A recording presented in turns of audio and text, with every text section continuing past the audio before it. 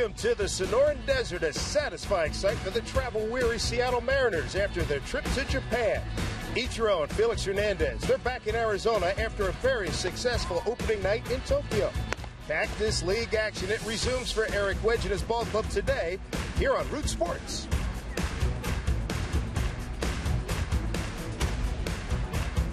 Peoria Sports Complex, the scene today as the Mariners take on the Kansas City Royals. Good afternoon, everybody. Dave Sims and Mike Blowers. We're here in sunshine this time as opposed to being at 2, 3 a.m. the last couple of days. Mike, what are your thoughts on this ball club as they come back from Japan? Well, I think we learned a couple of things. There are two guys at the top of the rotation pitched well. You expected that. Run production, again, was an issue, so that's something that Eric Wedge is going to continue to harp on these guys, the quality of their at-bats. Today we get a look at Casper Wells. He struggled swinging the bat.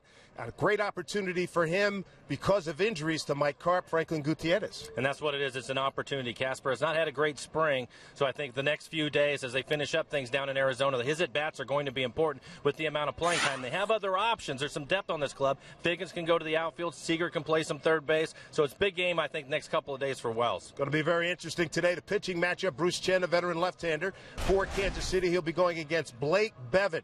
We're really glad you're with us here in Peoria, Arizona, as the Mariners begin the final week of spring training action. They'll be going to Oakland to reopen the season on Friday. So sit back and relax. Major League Baseball, Mariners style, coming your way right after this.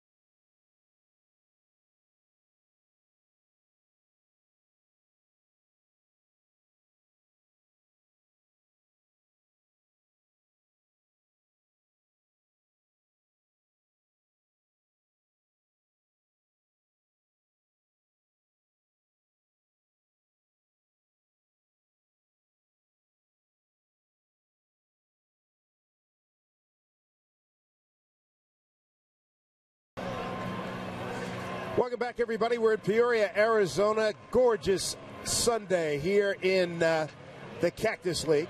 And just taking the field, the Mariners, Blake Bevan on the mound. And, Mike, let's take a look at the starting lineups for today. And for the Kansas City Royals, leading things off, Alex Gordon, then it's Kane. Impressive rookie from last year. Eric Hosmer will hit third, then it's Butler, Francoeur, Moustakas, Pena, Getz, and Escobar, the shortstop, will hit ninth. Take a look at the numbers for Blake Bevan this spring. ERA in great shape at a 2.35. This will be his 5th start of the spring, giving up 12 hits, 2 walks, 8 strikeouts for Blake. And the defense in today's game. Different look. Biggins out in left field. Wells, your center fielder today. Ichiro in right. Liddy the third baseman. Kawasaki and Seager up the middle. Justin Smoke will get the start at first base, and Miguel Olivo is behind the plate. So Blake Bevan, a South Texan. Look at that, 15 walks, 42 strikeouts. We're used to seeing that. He's a big man, and you would expect to see a lot of strikeouts from Blake, but really he's more of a command type of pitcher. Likes to throw a lot of strikes, work ahead in counts. And I suspect we'll see a lot of that today as he gets this tune-up, ready to go for the season. Saw Blake in the clubhouse today. What are you working on today, big fella? Because the last time I talked to him, it was a changeup. He said, today, hey, man, just fastballs. Got to get back to command. I haven't pitched in a long time, and he's right. March 17th against the White Sox was his last outing. He went 4 innings for Eric Wedge. 3 hits, 1 run it was earned, no walks, and 2 strikeouts. So Alex Gordon is going to lead it off. Alex Gordon coming off a sensational year. Just signed a massive contract on Friday. 4 years, $37.5 million. And about the player option for 2016, he said, there's no option. I'm staying here. I love it in Kansas City. First pitch, breaking ball, upstairs for a ball. Yeah, you can understand why he has such a big smile on his face today. Had a great spring. 410 for the spring, 4 home runs. All this guy did last year was won a Gold Glove and had career best in every offensive category. You know, Mike over there's when everybody's talked about him. Somebody unfairly suggested he'd be the next George Brett. It took him a while to shake that handle, pitch outside. I think the smartest thing the Royals did was they moved him off of third base and put him in left field. Just I think to take all of that pressure off of him. And comes right back with a nice year last year for the Royals. Leadoff man with some pop. There's strike, home plate umpire Stephen Barga, Rob Drake and Barry Larson. The rest of the crew. Gorgeous sight here. 47 degrees in Seattle, 71 here in Peoria. 3-1 pitch. And Bevan gives up a walk. Start the ball game. I'll bring up Lorenzo Cain. Weather, the wind is really kicking, blowing hard out to left. Look at the flags, starched. Pitchers will have to keep the ball down today. Anything in the air is going to have a chance. Down in the lower field, the main field, here's Cain. Going out there, Jason Phillips, bullpen catcher's running by me. Runner goes, punch shown, throw by Olivo, looks good, got him. Boy, Olivo's been really good here in spring throwing guys out. He's made some really strong throws. Tag applied by Seager. He's always had the strong throwing arm, but he's quickened up his feet, get himself in great position as you see Gordon. That's a good pitch to throw onto a fastball, able to come right out of the chute and fire a strike down to second base. 1 out as that walk is erased.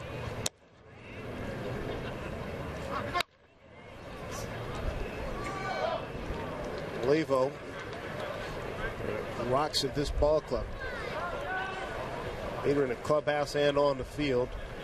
One of the keys this year, they want to try to reduce the number of games he has to catch. With Jaso, they bring him in, and Montero will do some catching.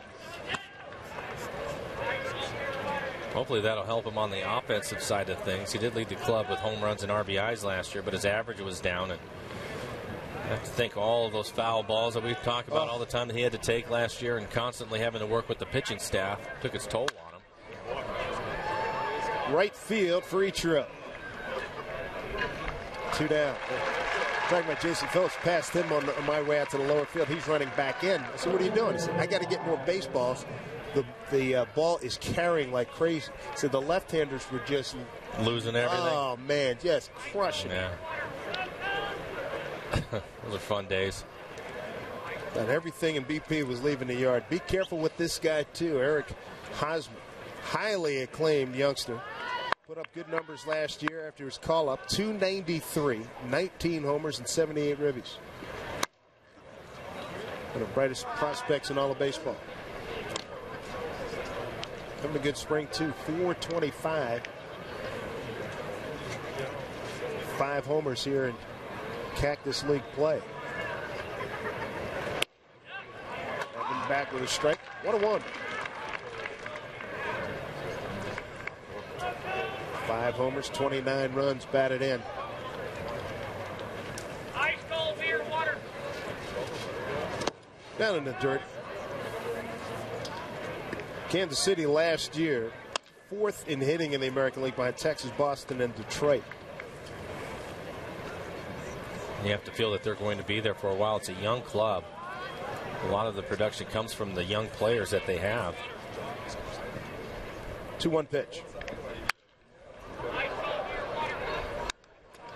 Count even at 2. Kansas City currently leading the Cactus League. How about the Mariners? They're tied for 4th with Texas in batting in Cactus League play, 285. Again, we say it's Cactus League play. Would love to see the Mariners carry up 285 into the season. That's where they were back in 87. They were in 07, rather. They hit 2-0. Here's a throw by Kawasaki. They were 287 back in 07. Let me get my 7 numbers correct. We're underway here in Peoria. Nothing across for Kansas City. Mariners coming up.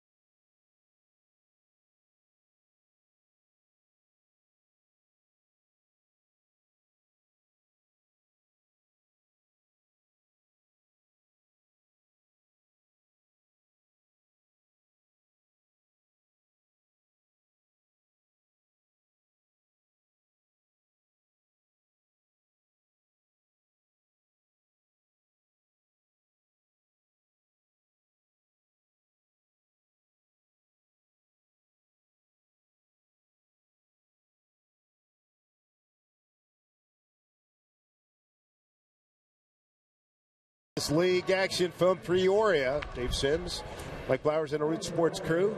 Mariners about to swing the bats. Let's take a look at the starting lineups, Mike. Thank you, Dave. Leading things off, it'll be Sean Pickens. He's out in left field leading things off today. Then Kawasaki, the shortstop, hits second. Ichiro third. Justin Smoke in the lineup hitting fourth. Montero, Olivo, Kyle Seager at second base hitting seventh. Liddy having an outstanding spring. He will hit eighth. And Casper Wells, the center fielder, hits ninth. Numbers on Bruce Chen. Has struggled this spring. High ERA for him. 18 innings pitched. 34 hits he's allowed. Only 2 walks. First pitch to Figgins is in there for a strike. Figgy hitting .214 on the spring. One thing he's done is made pitchers work. He's worked so many deep counts here in the spring. Chen, a quick worker. Broken bat, foul ball.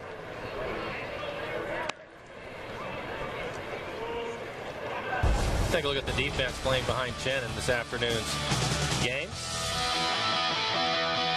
In left field, it'll be Alex Gordon. Center field is Kane. Frank Coeur, the former Brave, out in right field. Moustakas starts at third base, and it's Escobar and Getz up the middle. Eric Hosmer, the first baseman. Brian Pena will do the catching today. Bruce Chen is on the mound.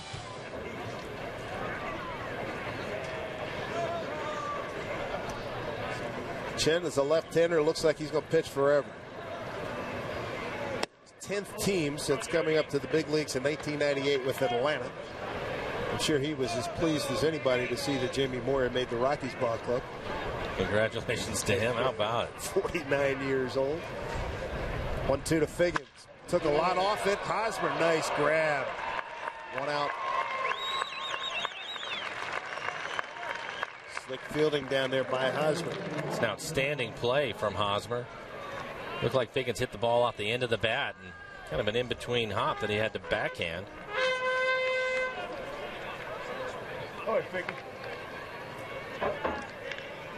They'll bring up Muneyori Kawasaki.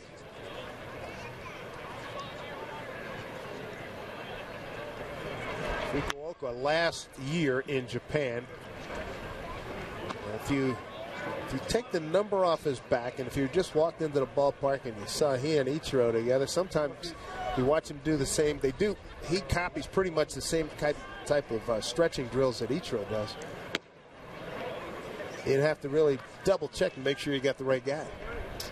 I think if you were standing behind him and watching him take batting practice, they're very similar in a lot of ways they go about their business. There's base hit up the middle. On a 1-1 pitch, Kawasaki gets the Mariners' first hit of the day. And that'll... Slow breaking ball. Kawasaki able to keep his hands back just long enough. You see his body drift forward, but the hands are back, and he's able to hit it hard back up the middle. So Kawasaki at first. His hero and friend, the aforementioned Ichiro, steps in. On the spring, hitting at 400. Nice to see him do well back in his home country. Takes a pitch down low for ball 1. Yeah, comes out in the opener and ends up with 4 hits.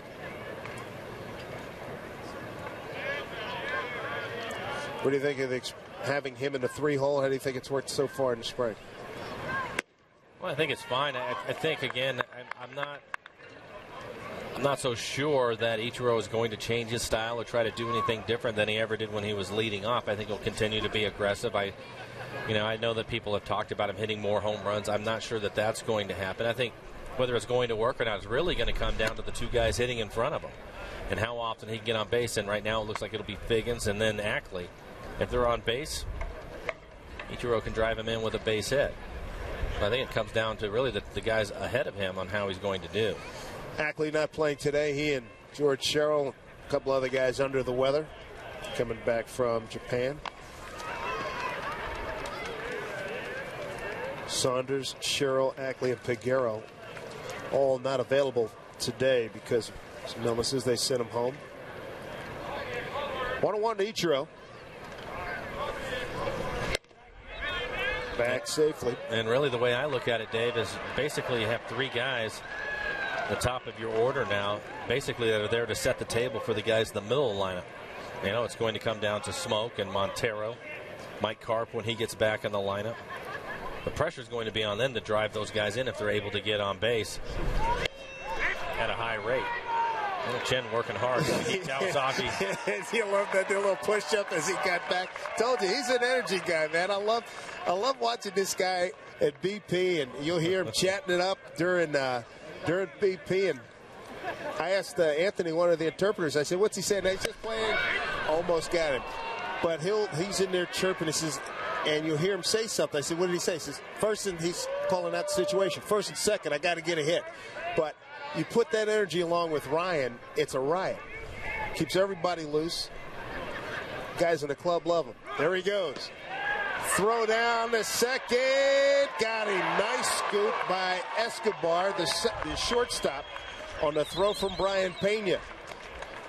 So caught stealing 2-6. Well, Chen made him work. A little bit slow on his start. Pena gets rid of it quickly, but really the play is made by Escobar, the fine young shortstop for the Royals, as he picks the short hop and able to get the tag down in time. I like the aggression. Well, Kawasaki is a guy who stole 31 bases, got caught 10 times last year. The first 2 games in Japan that counted, Eric Wedge was turning guys loose to run. I think we'll see a lot of that, especially early in the season. Ichiro off the end of the bat. Wow, the English on that one almost fooled Moustakas. He throws over to Hosmer, and that'll do it for the Mariners. So both catchers have thrown out would-be base stealers. No scores. We go to the second. The Mariners face the Rockies.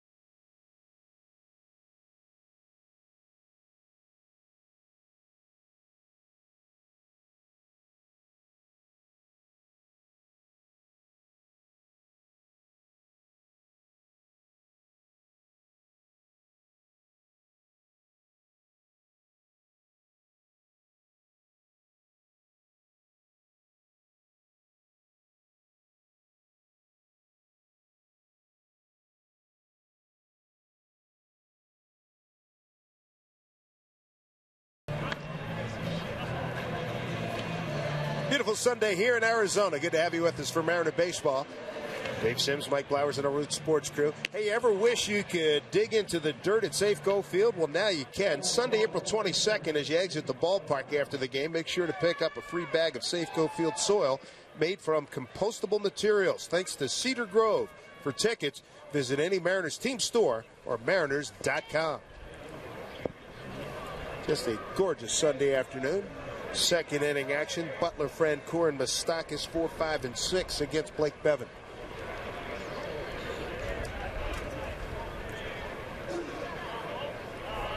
First pitch to Butler. In there for a strike. Butler, winner of the Hutch Award 2011, given out in Seattle at Safeco Field. He and his wife, some great work. The honor, the award exemplifies the honor and courage and dedication of the late, great Fred Hutchinson, the pride of Seattle. Major league player and manager. Meaningful award. A lot of great people have won it. Congratulations to Billy Butler. 1-1.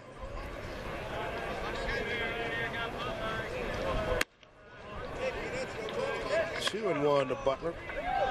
4 home runs, 14 RBIs on the spring. Blake Bevan came over in the Cliff Lee deal. High school quarterback.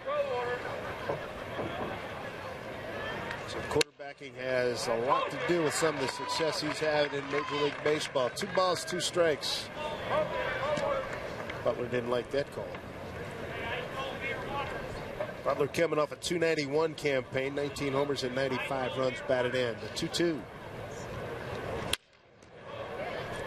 Seager gets a chance. Goes over to Smoke. 1 down. Well, Seager quits himself nicely at second base. Played a lot of second base at North Carolina, while Ackley at the time was in center field. Ackley, as you might remember, played first base and center field at UNC. I think Kyle Seager, you're right, he does a fine job at second. He surprised me with his play at third last year. He has a stronger arm than I would have expected him to have. He can make all the plays at third. Jeff Francoeur, whoa! Almost got somebody in the dugout. Cued that off the end of the bat. It's probably in the dugout spinning like a top. Francoeur, 231, a homer, 9 RBIs. He's one of the most engaging, friendly guys in all of professional sports. He's unofficial mayor of Kansas City. That one out of play. As we were going down to tape our opening. Hey, man, I got the itch. Let's go. Tired of this. Let's play for real. You remember that feeling, right? It's that time. Here we are, 1st of April, and you guys have been down here for a long time. I think the Mariners, from the time they start up again on Thursday, it'll be 2 months since they first showed up at spring training. Ooh, boy, that got off. So I'm sure they're anxious to get out of here. It's funny how it works. Every year you're excited to get here, and then you get to this point in the spring training, and you're ready to go. I think especially for the position players, because they are really ready to go. The pitcher's still trying to get a few more innings in, get the pitch counts up. 2 months and 2 days. Yeah. Oh, goodness. Position players, they definitely had enough. What's it like, though? You're anxious to get out of here. And understood. But you could be going to a less than a warm weather climb to start the regular season. Does it bother you? Just the start of the season doesn't matter. Okay. That's what I figured. Ball of 2 strikes to Frenchie. Struck him out. Nice pitch by Blake Bevan. 2 down. Bevan's starting to mix in his breaking ball. All fastballs in the first inning. He's thrown 4 breaking balls here in this inning. This is a good one. You can see the curveball. 12-6 action. Francoeur over the top of it. No, it doesn't matter. They count, baby, to start catching. That's it, for real. When you see those numbers in the paper that night or online that night, it means something. Yeah. Here's Mike Moustakas. Drives one to center field. Wind's blowing out. Back is Wells. Plenty of room. Good inning for Bevan. 1, 2, 3 in the second goes Kansas City. Mariners will send up Smoke, Montero, and Olivo when we come back to Peoria.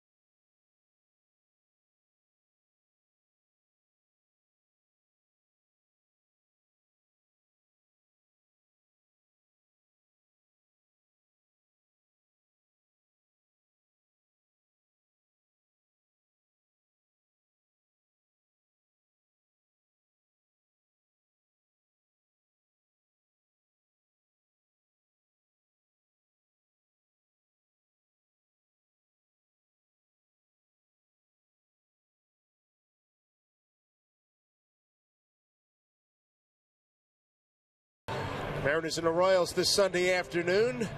Right now, time for our Banner Bank Building to the Future. And how about Blake Bevan? Came up midway through the season, was impressive. 5th lowest in the major leagues in walks per 9 and strikeouts. 3rd lowest. Pitches to contact. You mentioned it had been a while since he's taken the mound, and it showed, I thought, in the first inning. He's not real sharp with his fastball, but last inning, mixing in some breaking ball seemed to help. Looked much better. There's smoke. Look out. That ball was hammered. Not getting a lot of chances to swing the bat right-handed. Very impressive, the home run he hit the other day, going the other way opposite field as a left-hand hitter. I've talked to Justin about it, and the right side is his natural side. He feels like he can get that together a lot quicker than the left. So he popped up. Sun's always a problem. Is he on second base? He will be on second base. You knew that had a ticket to problems out there with Gordon. I don't care who's out there in left field this time of day here in Peoria. Got the glasses on. I got it. No, I don't. Yeah, trying to shade his eyes, using his glove and fighting it the whole way. Almost hits him in the head. That is just a bad feeling. Let's see. He didn't miss by too much, did he? Yeah, woof. Yeah, he was reasonably close. Wow. But you as an infielder had some of those too. I mean, that's a terrible feeling. It is, and being a part-time outfielder, it was even worse. Hey, Skip, thanks. Here's Montero. Healthy cut, strike 1. 18 games with the Yankees after his call-up last year. That's what he did. Feel badly for Michael Pineda. Tendonitis, shoulder. Couldn't hold up. Pineda's on a DL with the Yankees. 2 focal points of the trade.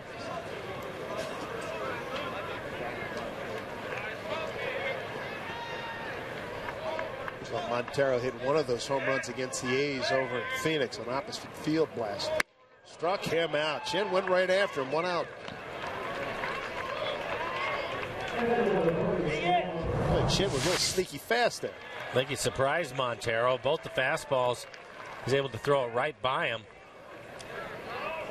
See how late the swing is. I don't know if it was because he was the leadoff double. He was just trying to hit the ball the other way and was late on it. But you're right. I think Chen maybe surprised him a little bit. Better fastball than he thought. There's Olivo. Back up this way. Our radio side reporter Shannon Dreyer tweeted the other day during Game 1 that there were fans in Japan doing the "Oh Olivo" chant. Game 1 in Tokyo. Hey, they watch a lot of baseball. They know what's going on at Safeco Field.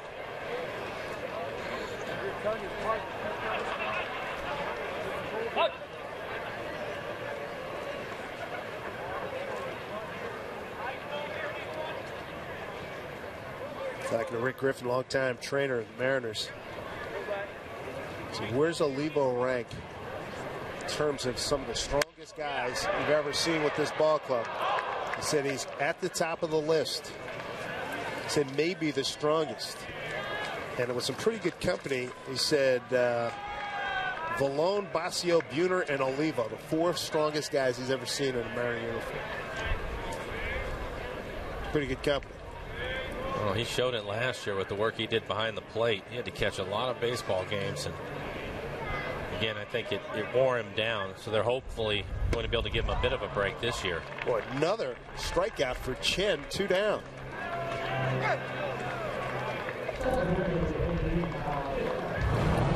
Again, it's just a fastball away from Chen. He throws it by Olivo, so back-to-back hitters throwing the fastball by. Chen last year, 97 strikeouts. There you go, his career record. 10 teams, 1658 record. He has pitched starter, middle, late. Seager looks his strike.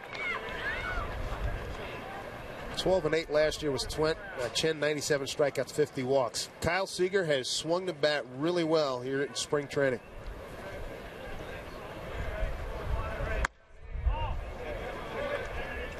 Seeger hitting .350 for the spring. He also has 3 home runs, showing some power. Yeah, he hit one to the right of the batter's eye I guess right before the club went to Japan. And that's a big poke because that's 410 you got to cover minimum. Hit it up on the berms. I think he got about 430s worth.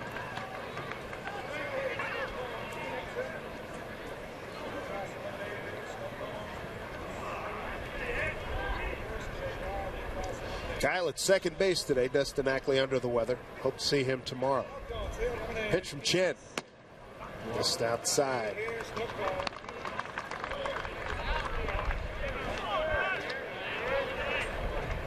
Chance to pick up a run here. Should get something pretty decent to hit. Smoke, not a fast runner. He's at second. Got a Sun double to lead it off. Drop down, gets through. Brian Pena and Smoke will advance. Seeger to first on the walk.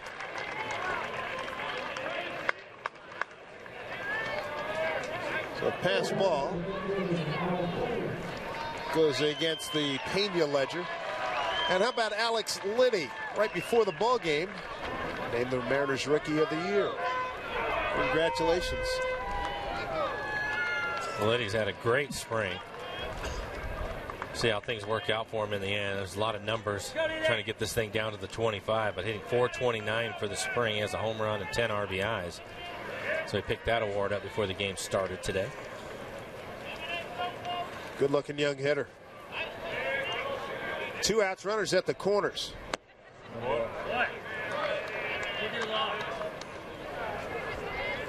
He's been a lot more aggressive too. I think that's been a product.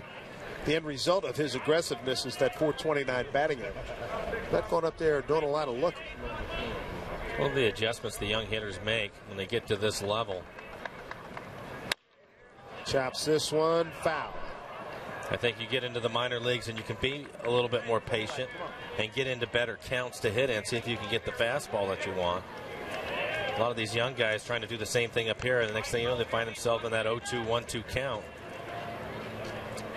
So being aggressive, I think, early. Get a pitch to hit, go ahead and turn it loose. Native of San Remo, Italy.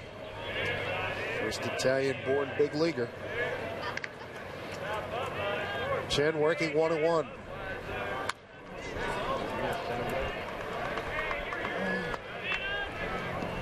Inning started with a Sun double by Smoke. Montero and Olivo struck out swinging. Seager walks. Pass ball on the walk. That sounded like Kawasaki. Hear a loud voice. You don't understand a single word he said. That's Mooney Kawasaki. Sounds great though. 1-2. Able to check. 2-2. Check with Rob Drake down at first. Like Chen tried to sneak another fastball by a right-handed hitter. Pitch was up in the zone. Liddy able to lay off of it. 2-2, 2 outs and 2 on. Now the counts run full. Casper Wells on deck. Liddy can keep this thing going. Second inning action, no score.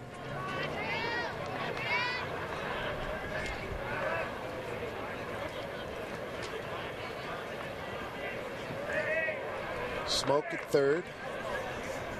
Seager's at first. Payoff pitch here to Liddy. Off-speed pitch. Hit to the second baseman. Chris Getz will take care of Liddy. Mariners threaten, do not score. Third inning coming up. Zeros on the board here in Peoria.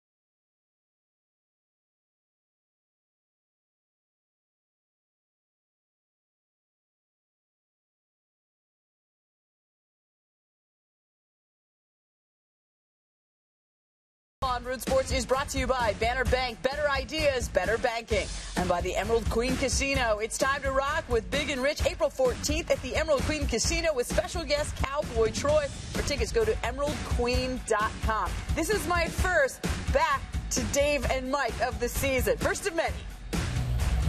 And you handled it well, too, Andy. Well done. The crowd applauds. Thank you very much. It's Brian Pena, chopper. Throws to Seager. Throws to Smoke for the first out.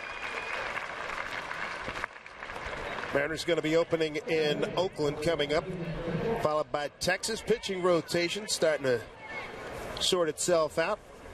Jason Vargas on Friday. Felix Hernandez Saturday. Easter Sunday off.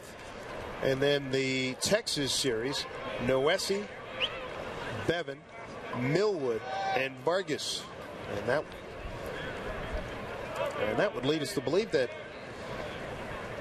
a Cy Young Award winner from a couple of years ago will be opening at home. How about tomorrow? Oh, yeah, you Mariner fans loving this one. Jamie Moyer against the King. 49 years young. Remember, Moyer was up in the booth a couple times with us over the last year. Boys, I'm coming back. Well, good. Coming back off good of luck. Injury. And here he is. I think he's going to be their number 2 starter. If that is without a doubt one of the top feel-good stories of the spring here. Fly ball center field off the bat of Getz, the second baseman, handled by Wells, 2 down. So we flip-flop it going into Oakland. Vargas leads things off on Friday, and then it's Felix on Saturday. Right, Vargas, Felix, Noesi, Bevan, Millwood, Vargas. In Texas. So that would lead you to believe, it hasn't been confirmed yet, but I think I'll go out on a limb and say Mr. Hernandez will be opening at home. It's not official. But you like the chances of that happening. Here's Escobar fouling one off the shortstop. Home opener against the A's.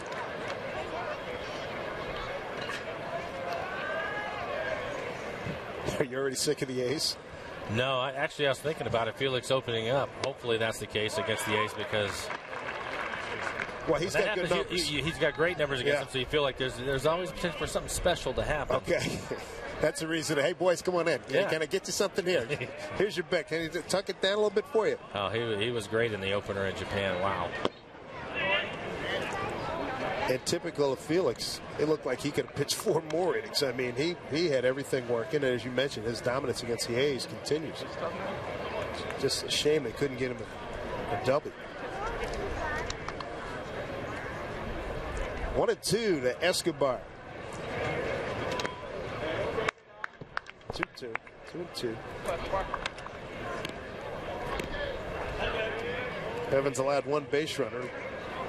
Alex Gordon led off the game with a walk. He was thrown out trying to steal by Olivo.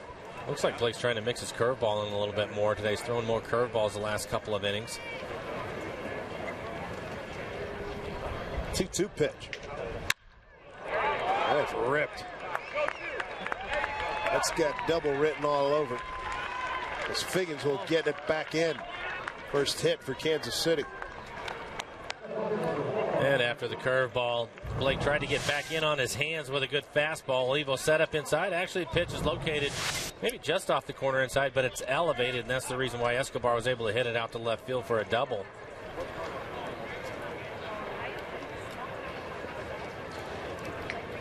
Blake's a guy like Vargas, too. Doesn't seem... He's a great competitor, and things don't seem to bother him on the outside shell. No, I don't think that they do. I'm talking to him. He's really, we mentioned it earlier, his ability to throw strikes, and we showed you the numbers, but I think that's pretty much what he concentrates on. I don't think he worries about who's hitting, what's going on. He wants to throw strikes. Yeah, he's consistent. He's got a walk and a strikeout today.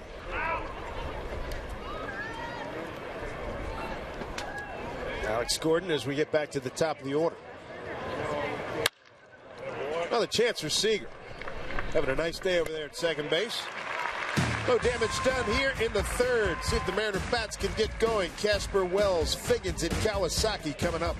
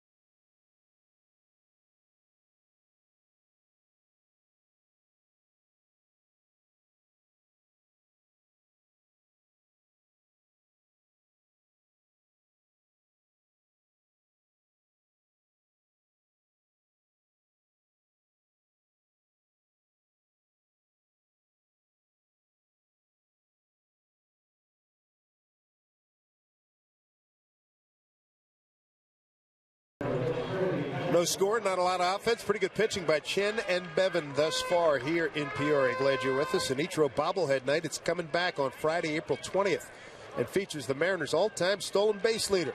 He may only be 7 inches tall, but he can cover 90 feet no time at all. Be one of the first 20,000 fans to take home this year's Ichiro bobblehead thanks to Root Sports.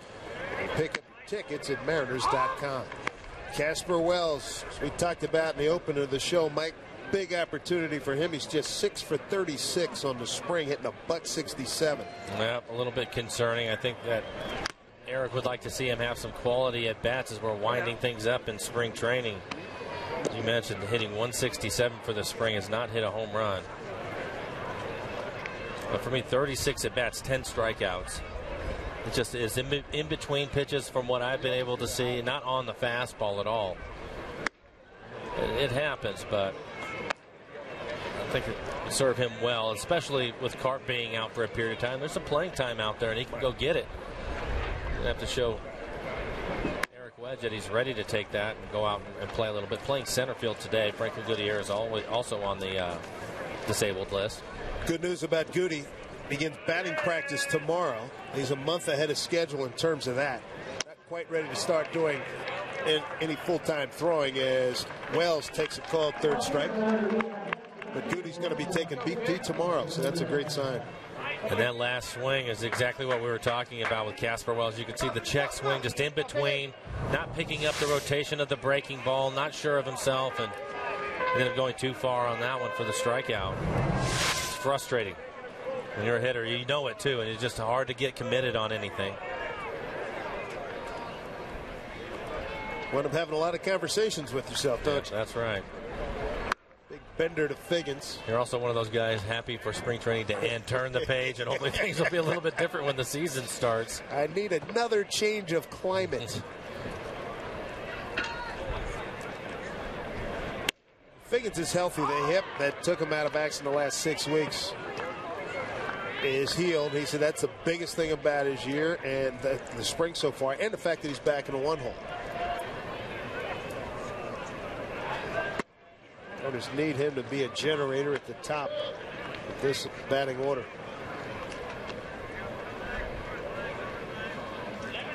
Two and one. Biggie 0 for 1, grounded out the first. Chopped foul, look out.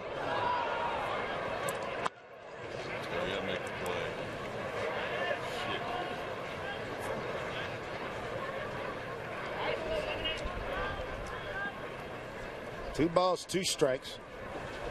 Bottom of the third in a scoreless ball game. Struck him out. Chen with his 4th K this afternoon. And he's using the sneaky fastball today. I think a lot of guys are going up there sitting on breaking pitches, and he's coming back with fastballs. Well, he's not known. He's been around for a long time, as you mentioned, David. He's not known for having an above-average fastball, but I think mixing in enough curveballs and changeups, then he's elevating the fastball, and the guys haven't been able to catch up to it. Here's Kawasaki. Slapped one through the middle for a base hit.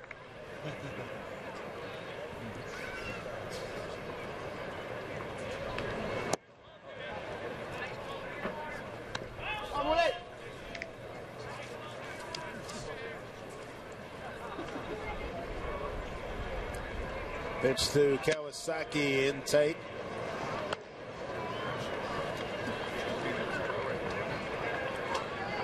Japanese TV. First 2 games that we broadcast, well, they gave Kawasaki and Ichiro a lot of face time. Popped up, short left center field, fighting the sun. Big, oh, he does a nice job as Cade. It was a struggle, but he wins it. 1, 2, 3 go the Mariners in the 4th inning. Coming up.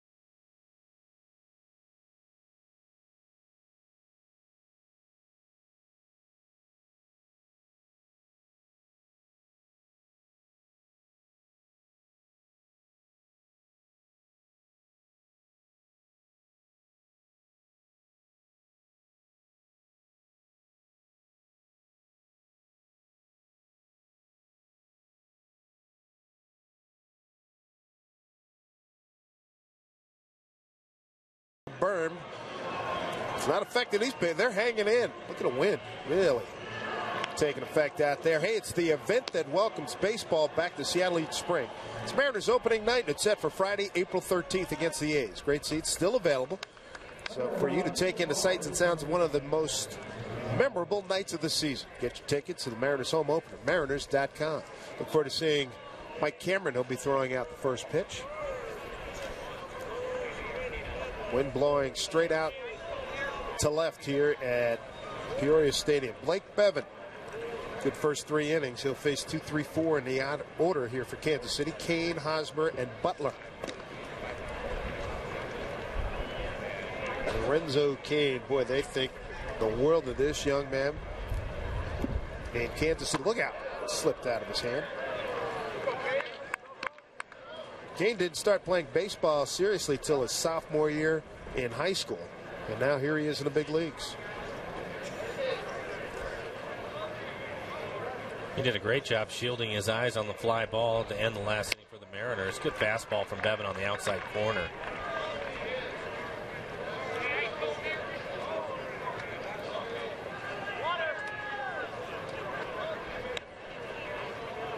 Bevan 1-1 to Kane. Oh, that's it. Jeez, that hurt. That thud is not something you like to hear. It's what some old timers recently were talking about, getting lit up by Nolan Ryan. Oof. Ended up getting a piece of the elbow in, maybe some of his rib cage.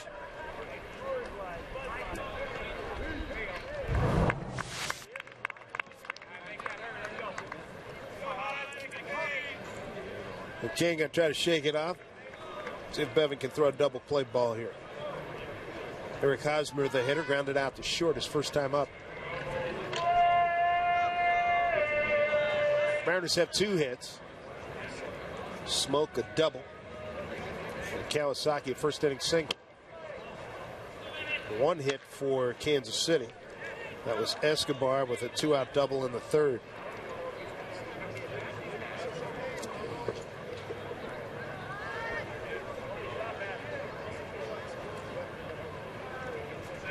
Hosmer, good looking hitter.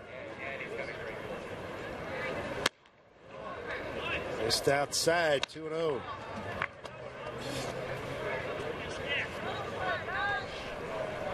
You know, with the way the wind is blowing here today, right now it's blowing straight out to right field. Blake Bevan needs to locate a fastball in the outside corner and keep it down. A big shift in that wind all of a sudden.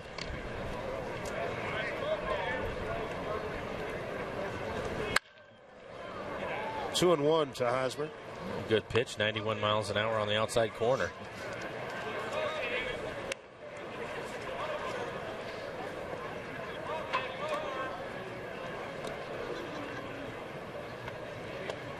Keep in mind, Kane stole 140 bases in his minor league career.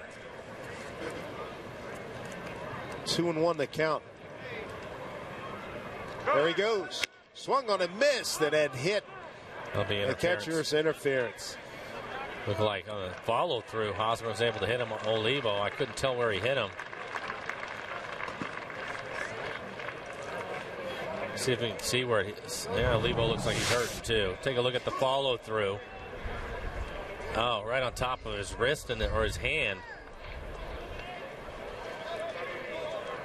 Coming out, hit him right on the glove hand. Yep.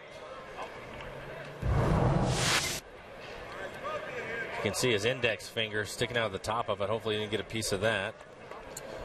Levo thinking, let's go, guys. We're going to get to Friday. Want to stay healthy. I'm going to get beat up enough. It's April 1. Come on, let me. That's tough. Got a bunch of balls bounce off him. Eric Wedge, a catcher in his day. He knows what it's all about. Kane at first.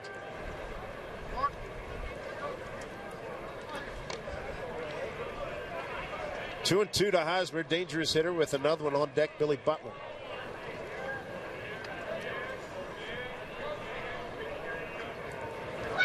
Breaking ball. They'll go 3, 6, 3. Rack 'em. Nicely turned by Smoke Kawasaki, and Smoke. Well, most of the time, that's a difficult double play to turn the 3-6-3, but this is hit right to Smoke. Gives Kawasaki a nice lane to clear himself from the runner and makes a strong throw back to first.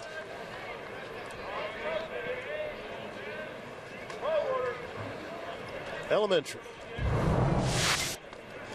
2 down. Here's Butler. Grounded out to second. Swing and a miss. And right after.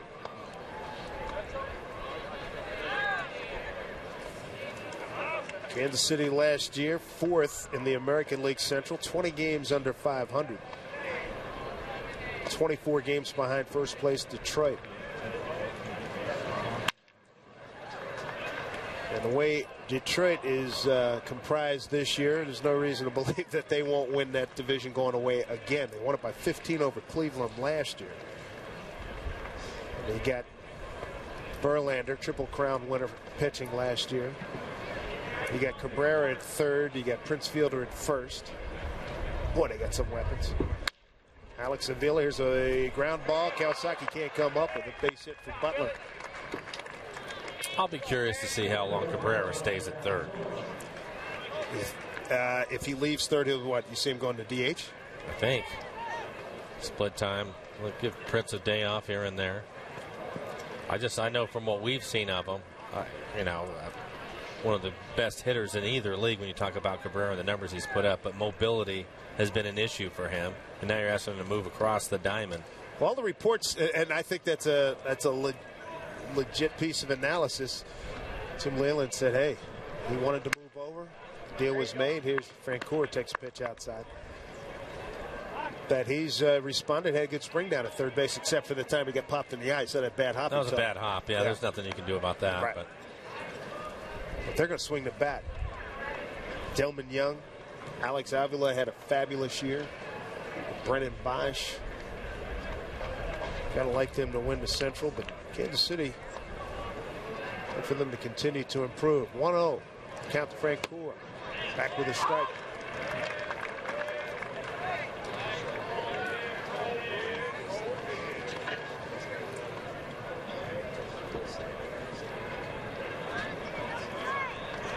American League West certainly interesting with all the acquisitions.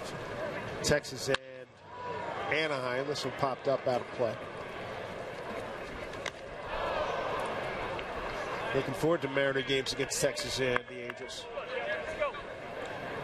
Mariners will get a real good barometer of where they are. And they'll combined against the two teams last year, 11 and 27. Next week we see Yu Darvish in his big league debut. It'll be against the Mariners. Up high, the ball 2-2. And C.J. Wilson going from Texas to Anaheim. Albert Pujols to the Angels.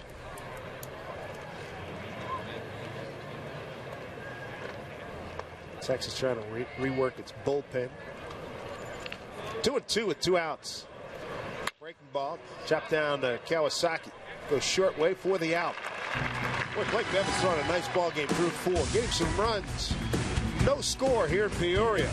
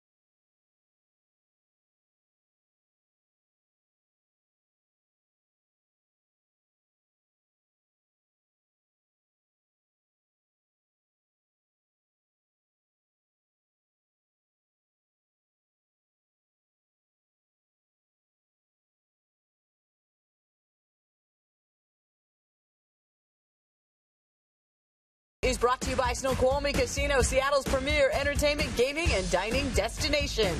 By Sterling Bank. Life is about the good stuff, and your bank should be too. Visit our new website at bankwithsterling.com.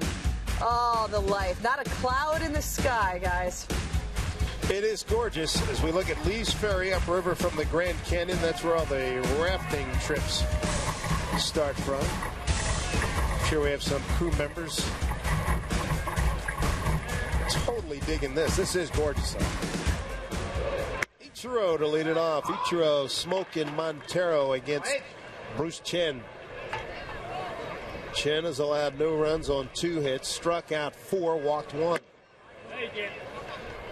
Ichiro bounced out to third. His first at bat.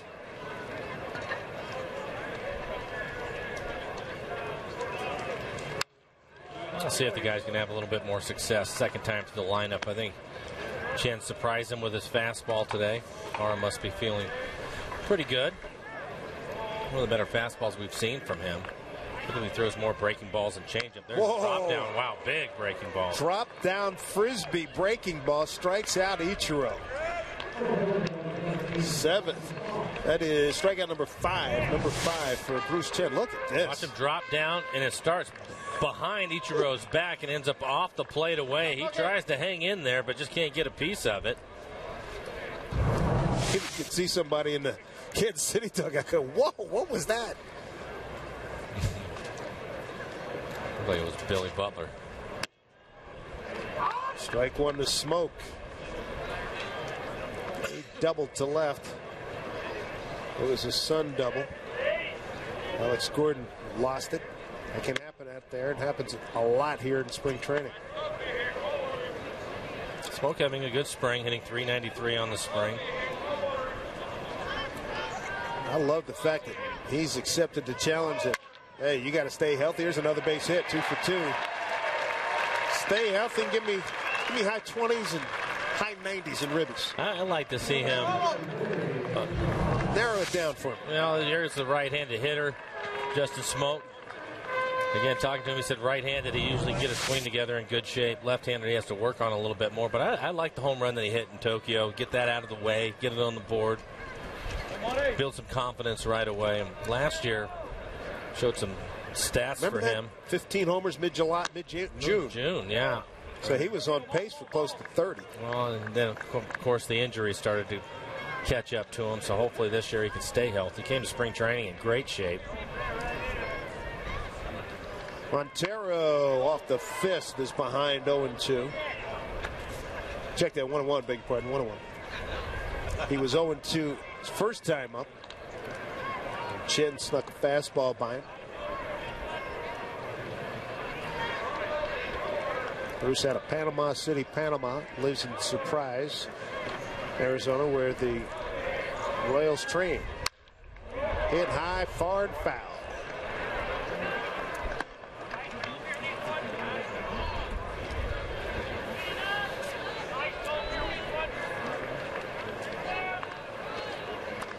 He's one of those guys we used to always talk about, Guerrero. Not putting him in Guerrero's class, but batting practice sounds different when this guy's they're getting his hacks. Well, it looked like he was a little bit closer to the fastball with that last swing. Chen was able to strike him out on a fastball away his first time up, and he was tardy on 2 of the fastballs that he saw, but that last one looked like it was a better swing. Counts 1-2. Smoke at first, 1 out. Struck him out again. Half a dozen strikeouts for Bruce Chen. Chris Chambliss, Mariners hitting instructor.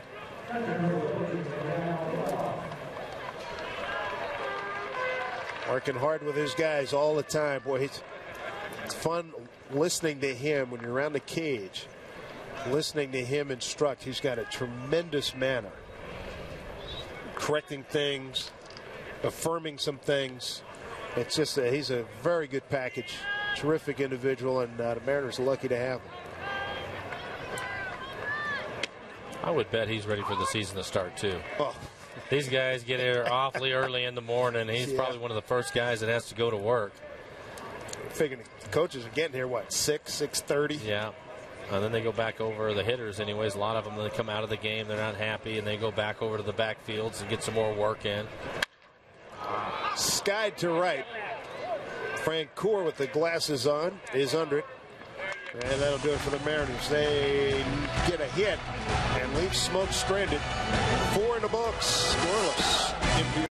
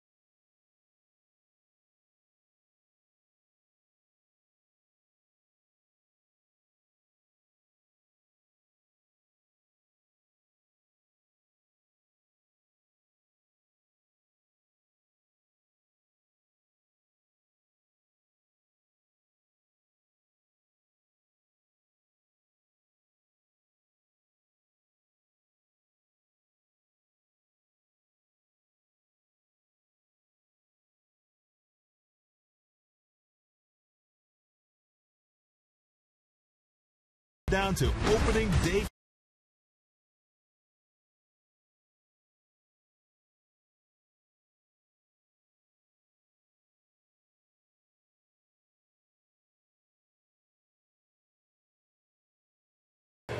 Happy April 1st, everybody.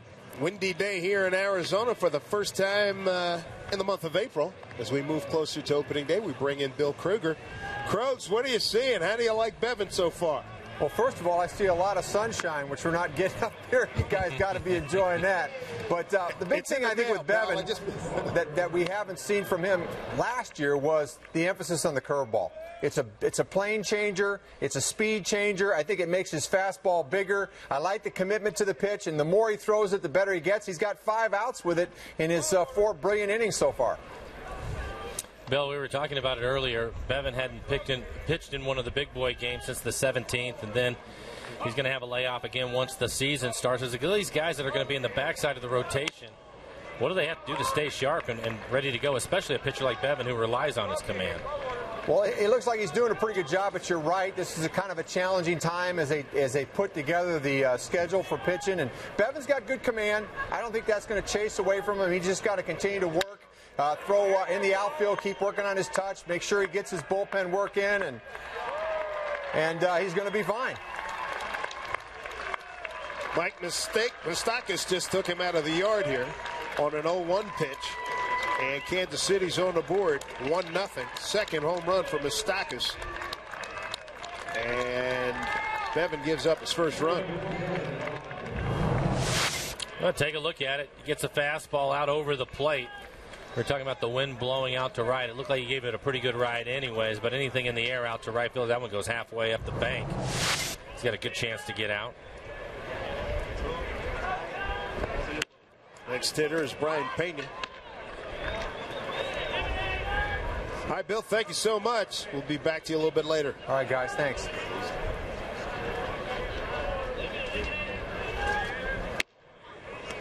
Drops in a curveball for strike 2.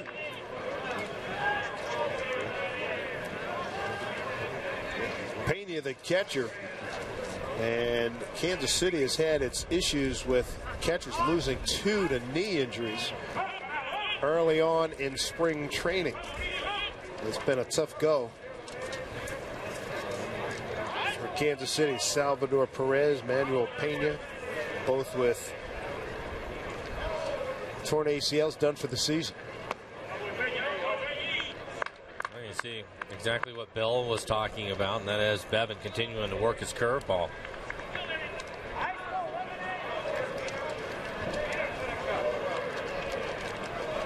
Ball and 2 strikes to Pena.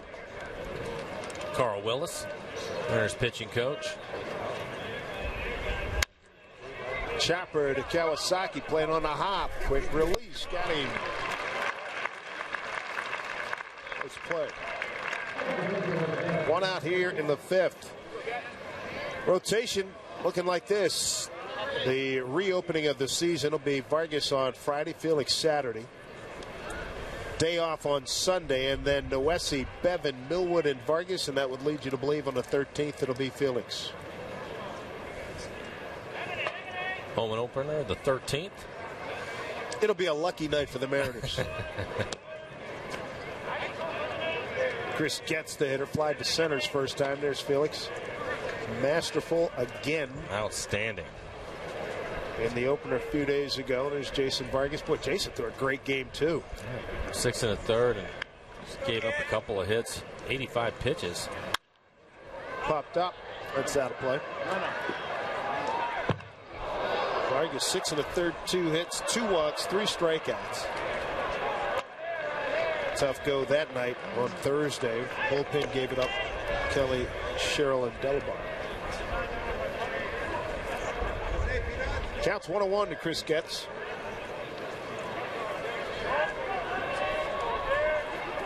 Getz in his 3rd year with Kansas City, coming over from the White Sox.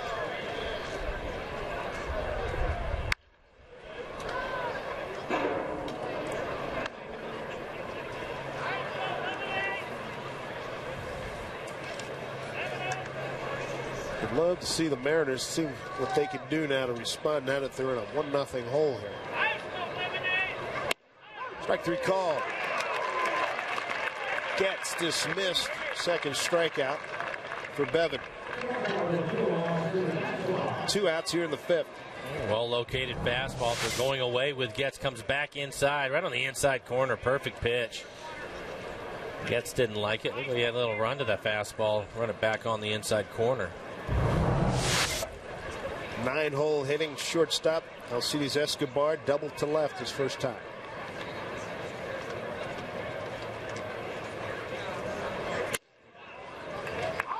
With the target, strike 1.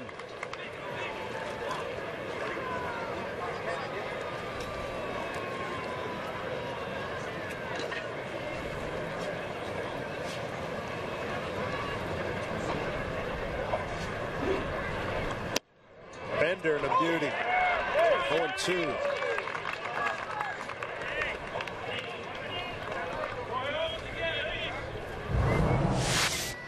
And here it is. He's been working on the curveball the entire game. Missed his spot location, but it locked Escobar up. See, Olivo wanted that pitch elevated, set up outside and high.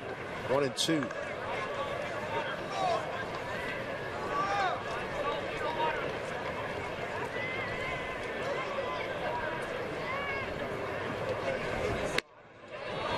I tried it again. Not much bite on that curveball. Threw it up there about 74 miles an hour. Run on 3 hits, no errors for Kansas City. No runs, 3 hits, no errors for the Mariners. See what Olivo wants here. 2-2. Pitch. Look out down there.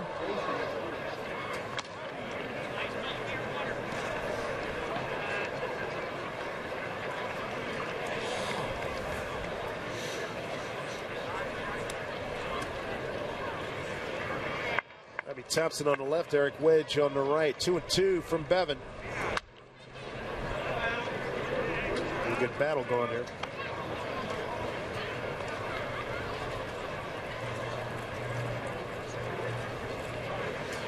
Carl Willis down about 30 pounds from last year. He looks fabulous.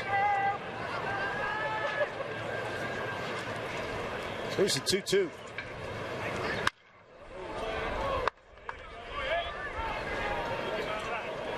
Maybe he goes back to his curveball. He's throwing 3 fastballs in a row, and Escobar just staying alive with it. He come back inside, try to get on his hands with it. Levo wants the curveball. Do it again at 2-2. Well, he stayed on that. Drives it a long ways. One hop off the fence. Figgins will retrieve. Get it back in. A 2-for-2 day for Alcides Escobar. Both doubles to left.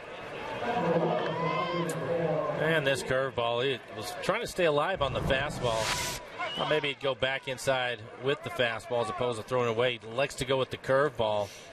Speeds the bat up, and Escobar ends up with another double.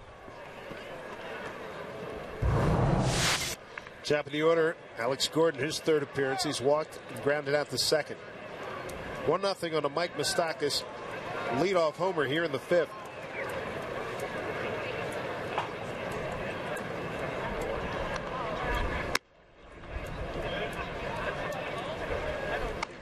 Bevan trying to end this inning.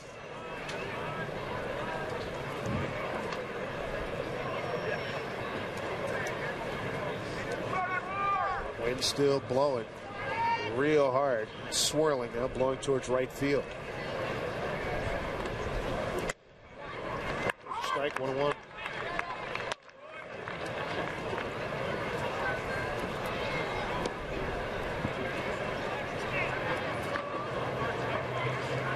Bevan coming over from Texas with Justin Smoke. July of 2010 in a Cliff Lee deal. 1-1 pitch. Missed away, 2-1.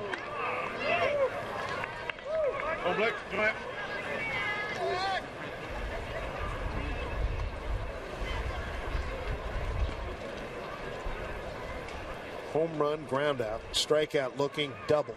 A lot of pitches this inning for Bevan. Fouled off. Fan brought his glove and made a fine catch on that foul ball.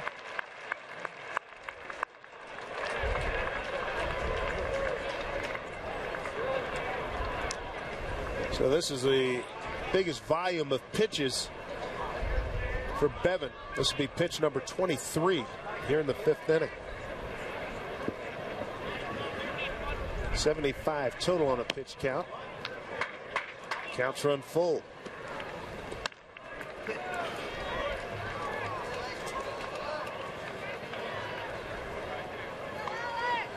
Gordon, a fifth hitter here in the fifth inning with Lorenzo Cain on deck. Escobar, who's at second. Payoff here to Gordon. Line to center. Whoa, slipping, but making a nice adjustment is Casper Wells. So Blake Bevan minimizes the damage, gives up the home run to Moustakas. It's 1-0 Kansas City.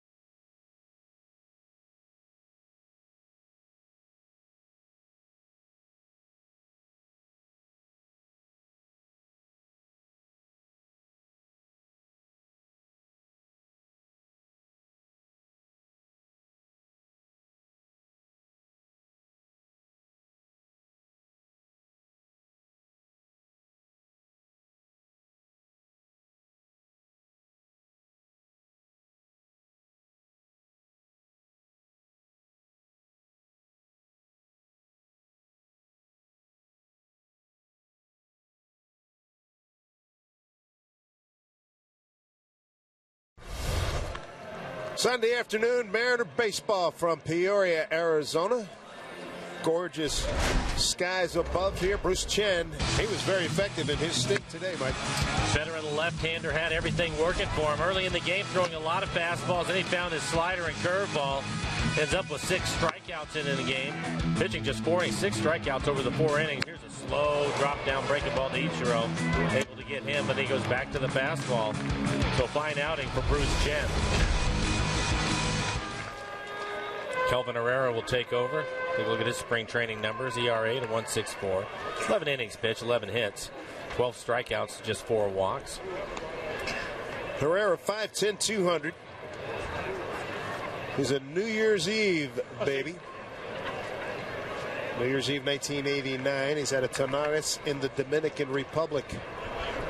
Seager's his first hitter. Bruce Chen, he should feel good about his effort. 3 hits, Mike, and they were all scattered, none bunched up. A little bit surprised to see him out of the game. Just 59 pitches. Seager on a Sunday hop to Escobar. To Hosmer for the first out. 3 hits by the Mariners. 1 in the first by Kawasaki. Second inning, leadoff double by Smoke. 4th inning, a 1-out single by Smoke. That's it. Herrera, 14 games with the Royals last year, working his way up from the minor leagues. He made 4 stops, make the 3 stops in the minor leagues before getting to the big club. Went 1-0 at 2.12 ERA.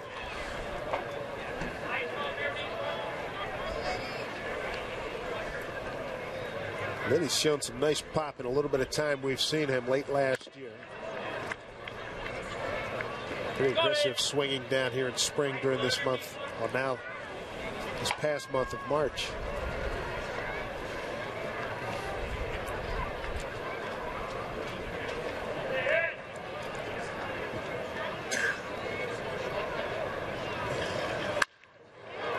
Fly ball, backing up Frank Coor. And he makes the catch. See if we get a better at bat out of Casper Wells. I mean, put together a quality at bat, hit the ball hard somewhere. I'm sure Chris Chambliss and Eric Wedge would like to see that from Casper. Again, he struggled this spring, and his first at bat, you see the strikeout in between pitches again. So many times you get in this situation, David, and the hitting coach will tell you, be right on something. You just have to get committed to it. When you're not feeling well or not seeing the ball well, it sounds easy, but it can be difficult. Breaking ball misses 1-0 to Wells.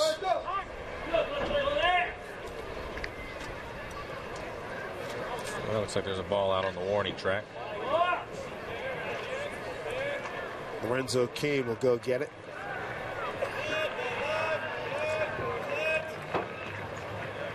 Soccer ball. A budding Thierry Henry.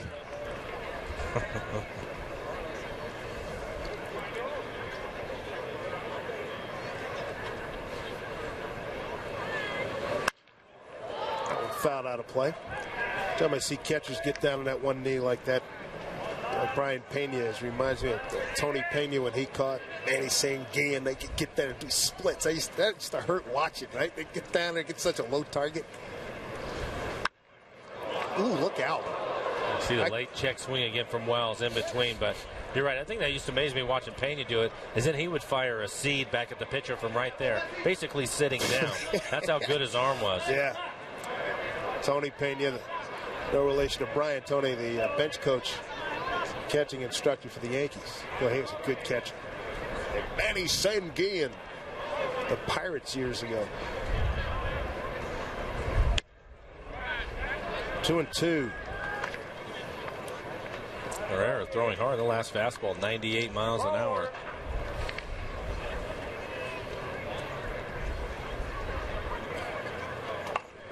Two balls, 2 strikes, 2 outs, nobody on. A better swing from Casper Wells, short to the ball, and a good fastball in on his hands. Able to get the barrel to it.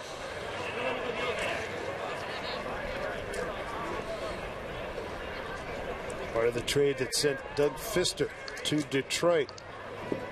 Chance Ruffin and Francisco Martinez came along with Casper. Charlie Furbush as well. David Pauly and Pfister went to Detroit last July 30. And the last I saw in transactions, as we look at on deck hitter Sean Figgins, David Pauly picked up by the Mets. Oh, good. 10 days ago. I saw the Tigers had let him go. Half pitch to Wells. Up high, works a walk. Better at bat for Casper.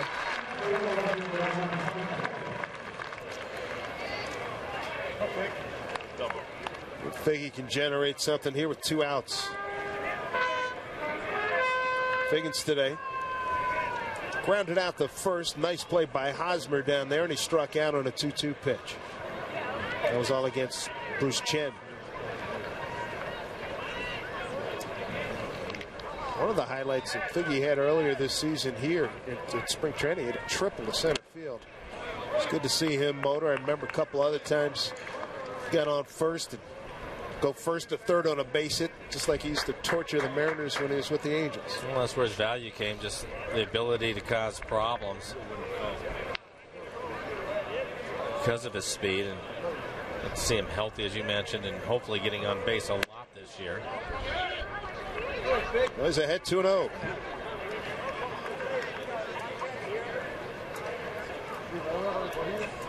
Checking with Jeff Datz, third base coach. Mike Brumley at first.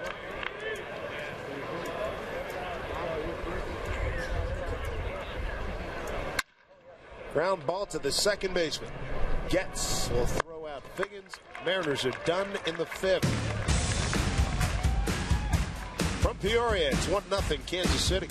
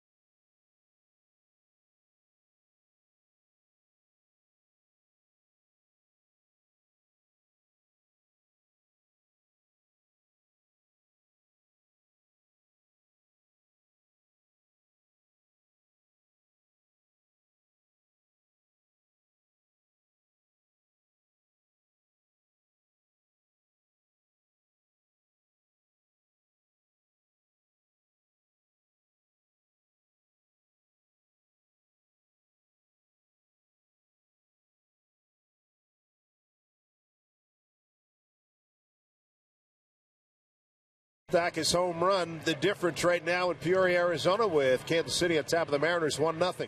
Hey, it's Seattle's best dinner and show special. It's the Safeco Insurance Grand Slam Family Package, and the first event of the season is set for Wednesday, April 18th against the Indians. Score a hot dog, Pepsi, and a ticket to see Ichiro, Felix, and the Mariners for as low as $15 a seat. For complete details, go to mariners.com/specials. Why not enjoy the sun out on the berm? Choice of many here today. Blake Bevan will continue as we begin the 6th. Kane, Hosmer, and Butler 2, 3, and 4 for Kansas City.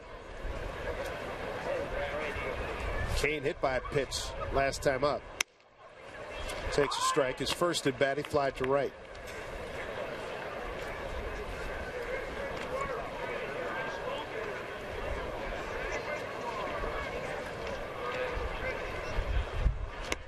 Good bender. 78 pitches now for Blake Bevan. Just the one walk, a couple of strikeouts.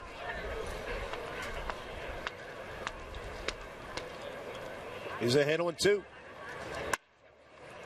Last inning, it looked like he was losing some of the bite on the good curveball that he had earlier in the game, but the curveball that he threw to Kane for the swing and the miss looked a little bit sharper again. Struggled last inning, 24 pitches. Tried to slip one in there, Kane. Nodding his head, good try, but yeah, that was off the plate. 2-2.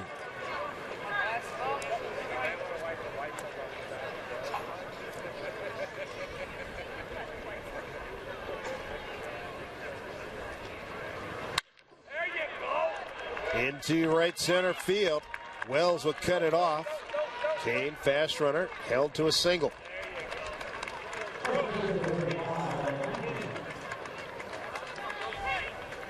Fifth Kansas City hit. Brings up Eric Hosmer. Mariners across the infield. Liddy, Kawasaki, Seager, and Smoke. Figgins in left, Wells in center, and Ichiro in right.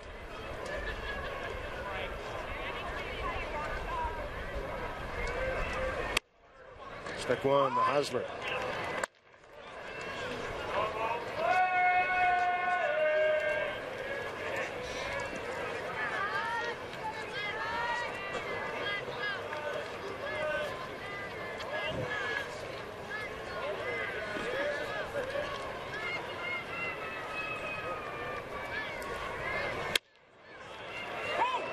We'll see how long it takes Kane to want to take off. He left earlier. His last time when he was hit by a pitch, had to go back to first because the follow-through of Hosmer ended up hitting Olivo on the back of his glove. I think he might try it again. Mentioned 140 stolen bases in his minor league career. There he goes. Runner goes, swung on, chop. Baltimore chop. They got no shot at second, none at first. Everybody's safe. Back in the olden days, the early years of John McGraw, that was a play they tried to do, bounce it off the plate because you know you get it. It's a base hit. It's a hung out to dry line drive in the scorecard. Well, there's nothing you can do about it. You just have to wait for the ball to come out of the sky. And Hosmer runs well. How burned did he get on re-entry? I like what Kawasaki did, though, the fake throw and turn around, where sometimes you get the runner rounding second. Yep. First 2 men have reached. Tough hitter Billy Butler. Mariners have turned one double play today. 3-6-3. Bevan in trouble, nobody out.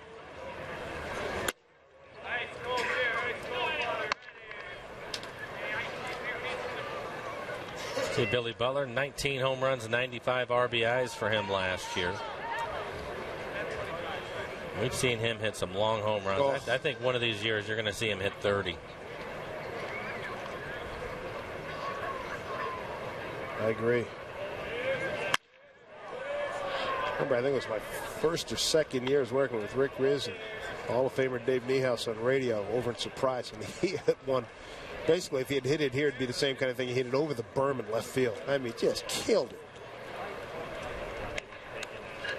First, I thought maybe he was just going to be a power hitter, but he's turned himself into a good hitter. Hit 291 last year for an average. He's got 140 doubles, most of them big since 09. 2-1. Yeah, I think some of those doubles are going to turn into home runs for him. Ludic warming up in a Mariner pen.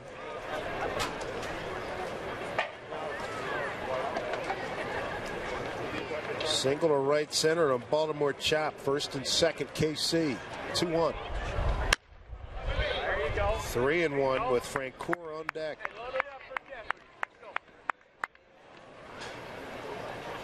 Sound like Kevin Seitzer down there, the hitting coach for Kansas City.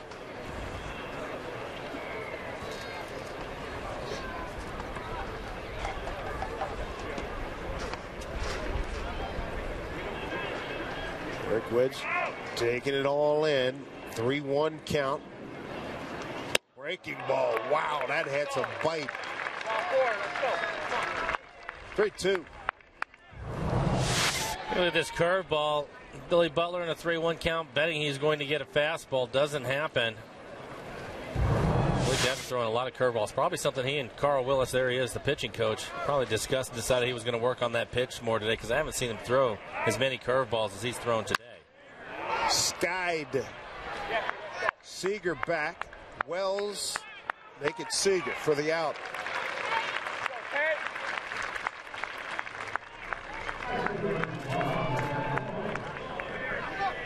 One out, 2 on, brings up Francoeur, who struck out and reached on a fielder's choice.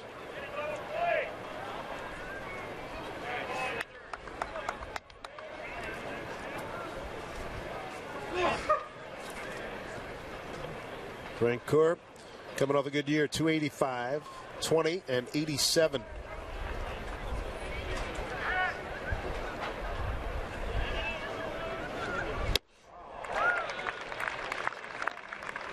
Curveball. As long as he keeps it down, that's a doggone good pitch. And again, last inning, it started to roll up to home plate on him, and it looks like he has the good bite back to it. So maybe in between innings, he got together with Olivo or Carl Willis. Made an adjustment. Here's the 0-1. Runners go. Swung on and missed. Throw to third. Safe. Double steal. There you go. Hey, 2 there, Jeff. Let's go. Bring him home. A great jump from Kane. Not sure his hand ended up getting to the bag. It looked like he had it on top of the spike of Alex Liddy.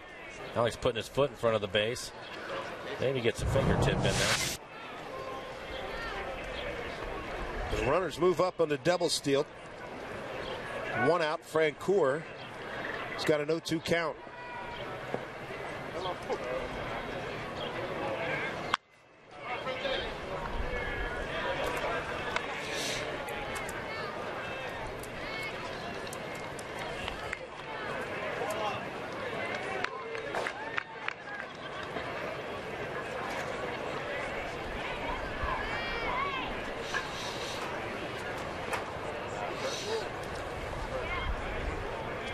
Two pitch. Breaking ball, broken bat, fly ball coming on. Figgins coming on. Can't get it, it drops. So Francoeur delivers Keene. Hosmer to third, 2-0 Kansas City. Nice job, Ted.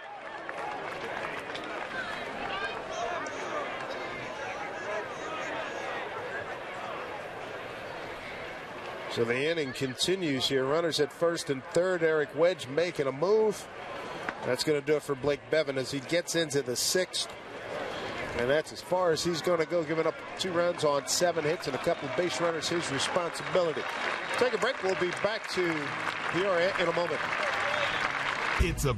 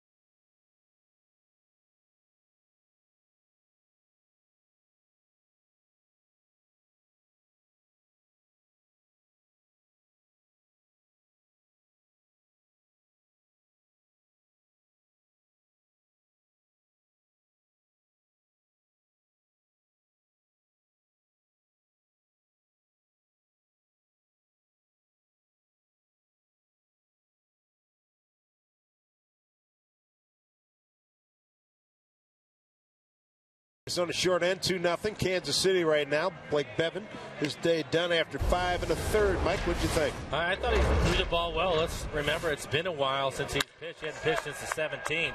He does give up this home run to Moustakas, but overall I thought he pitched well. Used his curveball a lot and was effective with it.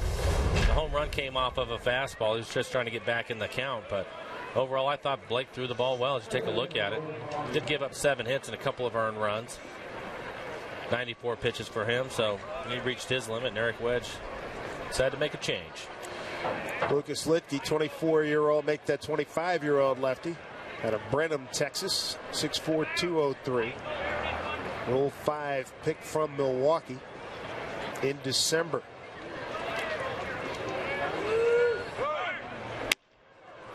No throw, stolen base, Francoeur.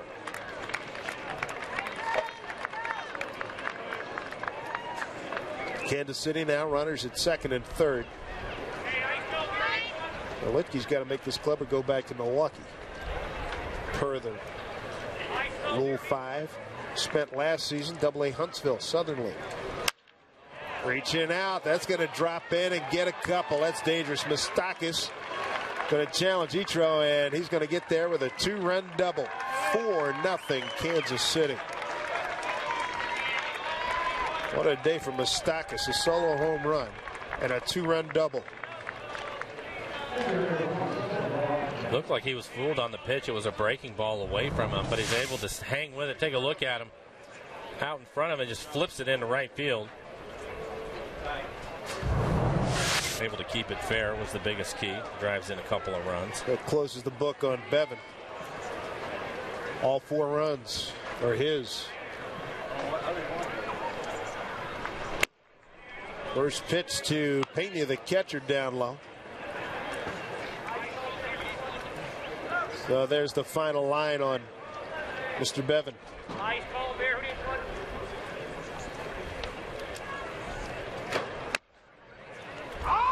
Litke back with a strike, 1-1. Lucas last year 1-3 in 46 games with Huntsville, a 3.13 ERA. Battling the veteran Brian Pena.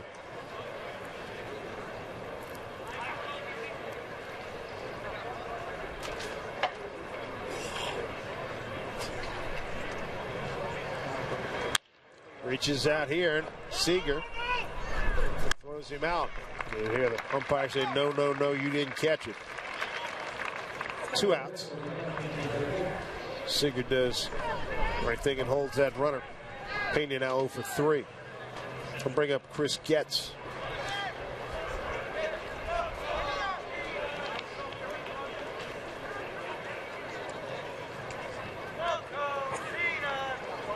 The Mariners in a 4-0 hole, bottom 6. Breaking ball for strike. I think he looks like he has a good slider, a late breaking slider. Locate his fastball. He has 9 strikeouts in the 6 innings he's worked this spring. Well, that's a good number. And he's left-handed. It helps if you can throw strikes, right?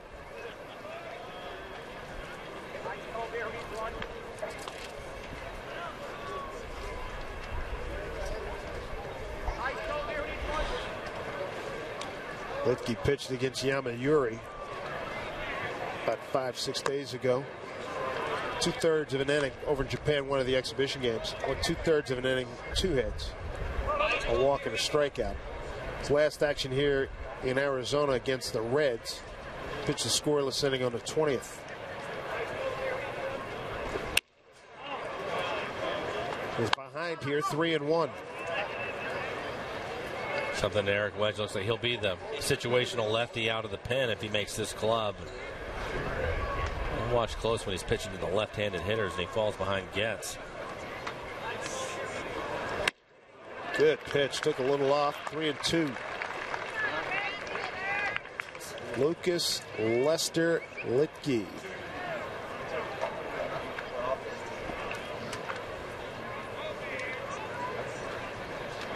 Had 3 saves at Huntsville last year. Pitch. Struck him out. Boy, he battled back. He was in a minus count. Battled back for strikeout and Getz to end the damage in the 6th.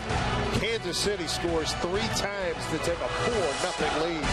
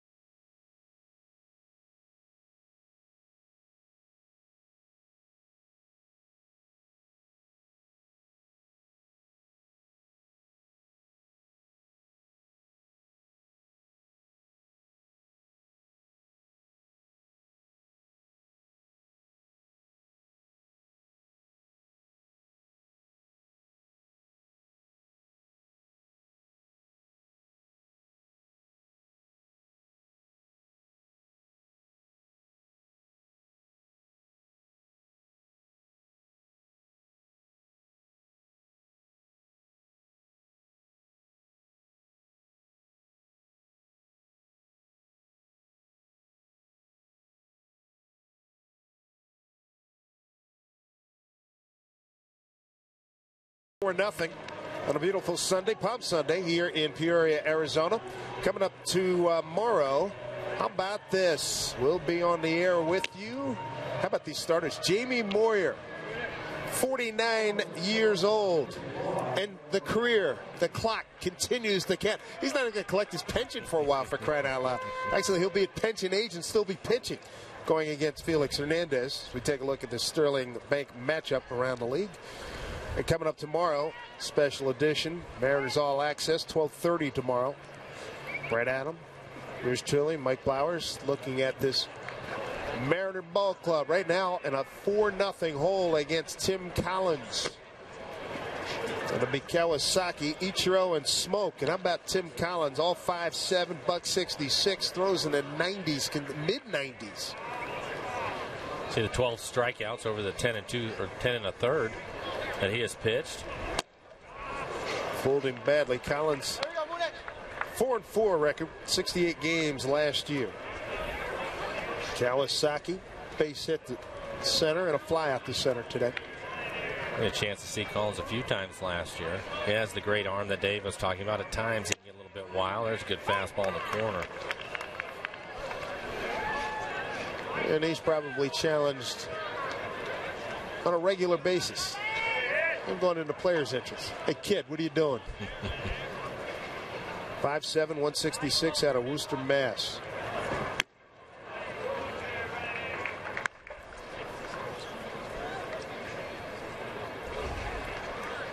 Non-drafted free agent signee of the Blue Jays in 07. Braves had him in 2010. Oh, he slaps one to the left. That'll get down for a base hit. And Kawasaki trying to let the good times roll. He's 2 for 3. Maybe he'll be the sparky to get something going here for the Mariners in the 6th, who trail 4-0. Swing looks familiar, doesn't it? Yeah, slow breaking ball. Watch his body drift forward. Just kind of flip it out into left field.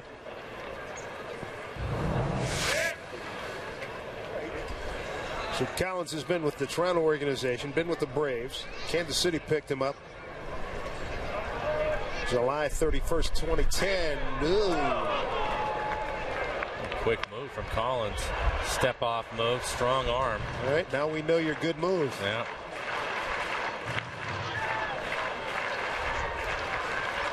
He didn't do any push-ups this time. You're just joining us. Did about a quick half dozen after a pickoff attempt earlier. Here's Ichiro. That might be a dying quail. 2 it is. Mooney motoring to third. Here's Frankie's throw. It is in time. Got him.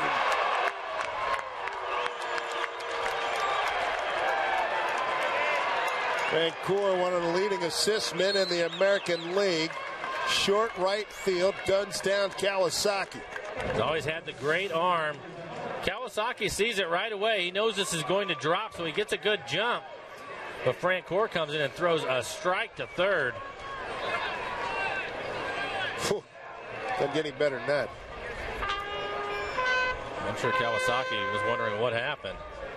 Typically on a dying quail like that, you have plenty of time to get around, but Frank Core with the better throwing arms.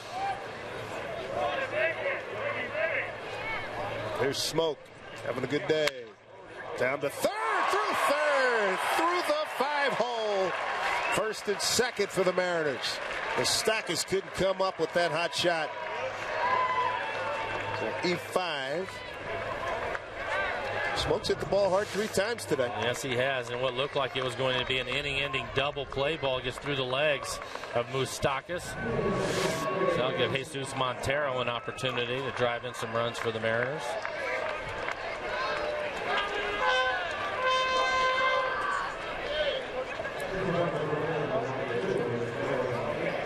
It's a pinch runner.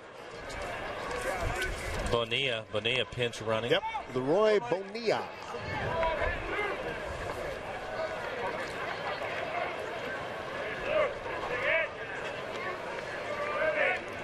And Montero can barrel up on something with a couple of men aboard. 1 out. Kansas City leading 4-0.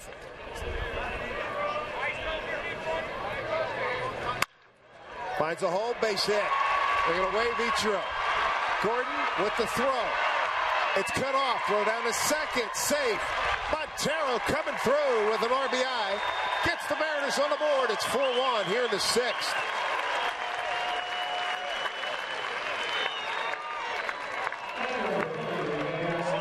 Jesus Montero makes an adjustment. He has been late on the fastball his first couple of times up. This is a fastball that's up in the zone. And he jumps on it, drives it into the hole. I thought Gordon had a chance to throw Ichiro out at the plate. Moustakis cuts the ball off. And good looking throw. It was a good throw, yeah. I thought he was going to let it go, and last minute he decides to cut it off. And Ichiro scores. There's Olivo representing the tying run.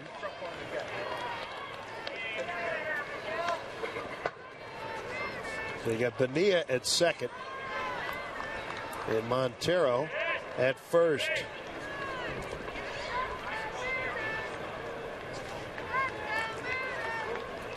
(1-0) to Miggy. Oh, he hits it high. He hits it far. Out of here. Tie ball game at 4-4. Miguel Olivo goes yard.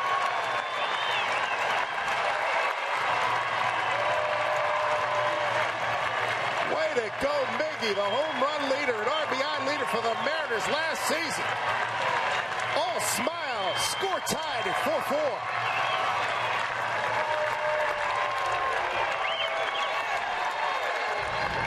No doubt about this one. It's a fastball middle of the plate. And Olivo knows it the minute he touches it. Hits it over the Mariners bullpen about halfway up the berm. A fine catch out there. Real nice catch. The Mariners have battled back. That guy saw that ball all the way, too. No sun problems. Seager fouls one off. So the Mariners with a 3-run bomb off the bat of Miguel Olivo.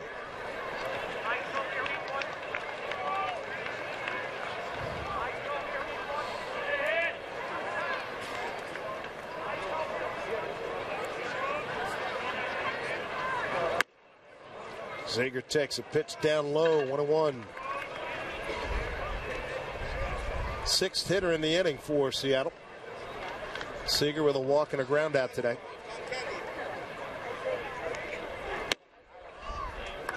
Two and one.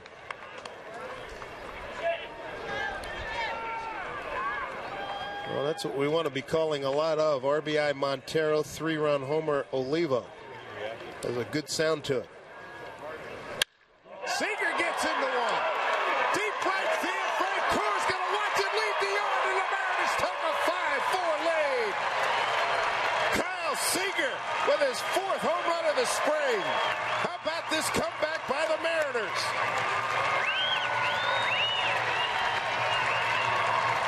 We told you he'd been swinging a really hot bat this year, and Kyle Seager looking good here. Gets a fastball again, a fastball down in the middle of the plate. And just golfs it out of here. That's the 4th home run of the spring for Kyle Seager. It was hitting .350 coming into it. This is a towering home run out to right.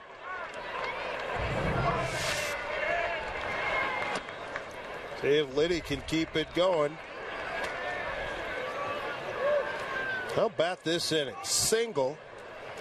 He had an E5 in there, thrown out at third, and then RBI single, 3-run homer, and solo home run. Tell you what, with Carp and Gutierrez both out and Fickens having the ability to play some outfield, Kyle Seager is doing everything that he possibly can to try to get in the lineup. Making some decisions tough on Eric Wedge. He's having a fine spring.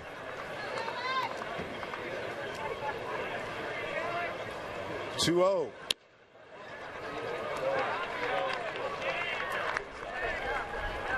Kyle Seager got married this offseason. Worked hard to get ready. That work paying off here in the spring. 3-0 to Liddy. Liddy trying to join the parade.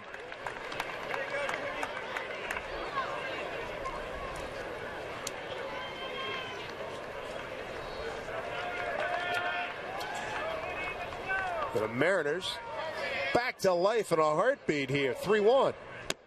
And Liddy's aboard.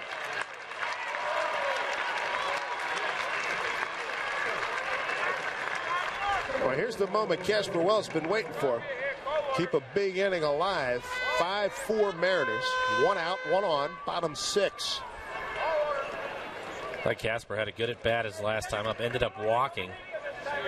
Fouled a couple of pitches off. It looked like he was getting closer to being on the fastball, and Collins has thrown a lot of fastballs in this inning. 8th hitter for the Mariners. This ball off the plate. Pena going to have to speak with Collins.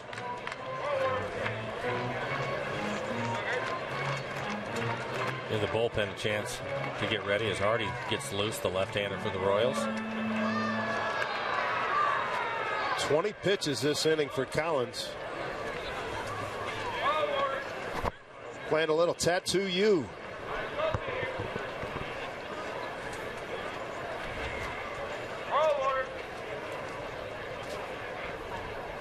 One 1-0 to Wells.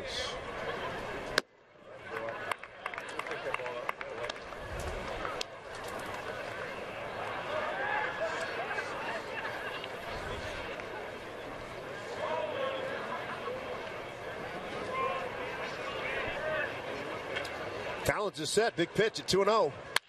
That's hit hard, but it's hooking foul.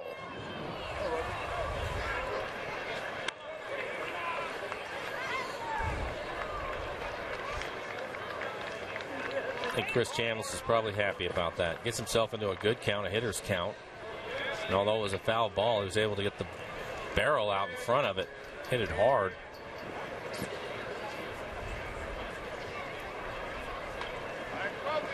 Two and one with Liddy at first. 1 out. 5 in for the Mariners. 3-1.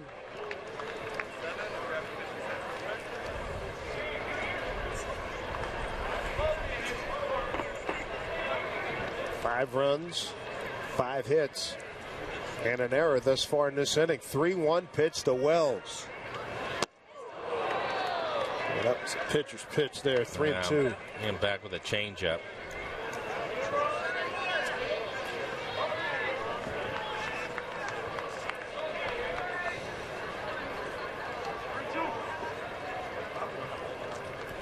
Sean Figgins on deck.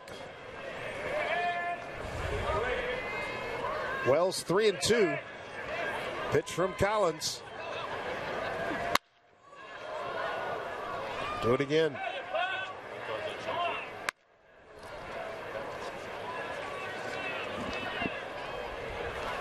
This one of the more explosive innings the Mariners have had this spring.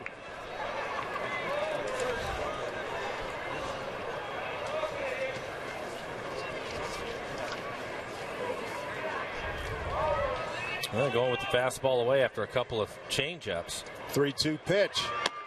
Down low. 9th man coming to the plate. Sean Figgins will have a couple of men on.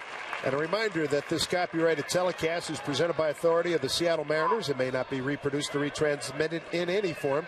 And the accounts and descriptions of this game may not be disseminated without the express written consent of the Seattle Mariners. That's going to do it for Collins. He got roughed up in a big way here. Ned Yost, see if he's going to make a decision.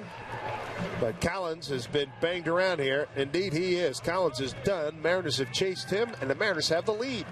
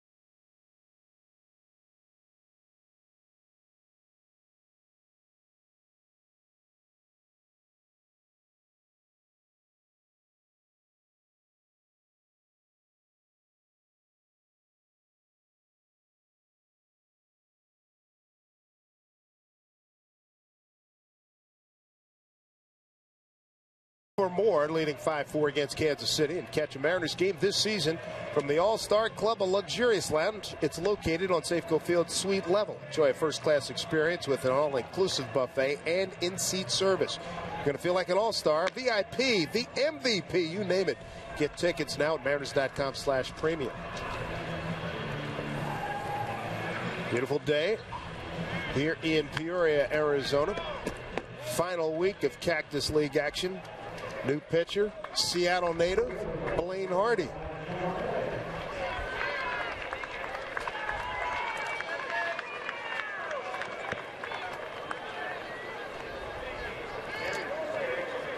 Mariners took it to the left-hander in Collins, looking to add on to it. Figgins, the 9th hitter in the inning. First pitch to Figgins up high. David Pauly, by the way, I want to make a correction, signed with the Angels organization, not the Mets, about a week and change ago. March 23rd when Pauly signed after being released by the Tigers March 12th. 1-1 to Figgins.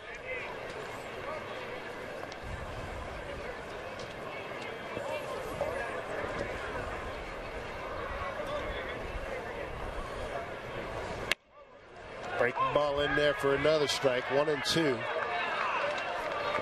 Hardy out of Shoreline, Washington. Graduated from Edmonds Woodway High in 2005. Started his college career at University of Portland. 15 games for the Pilots, then transferred to Bellevue Community College. And that ball held on to by Pena. Figgins is gone.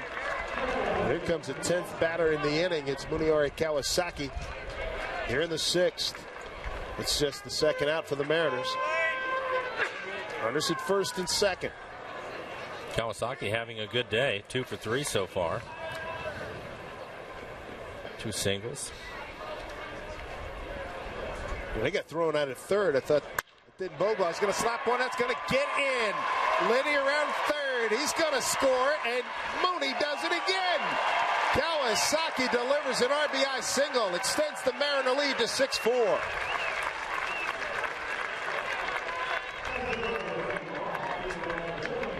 Three-hit day and an RBI. Similar base hit to the last one that he had. Looks like he gets a fastball away. Again, just flips it out into left field for a base hit. Picks up Liddy from second. Give the Mariners a 2-run lead.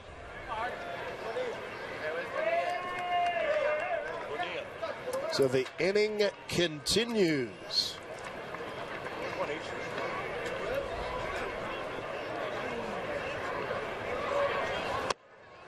Breaking ball to Ichiro. Got a base hit to right his last time. That was earlier in this, the 6th inning. Ichiro's the 11th hitter.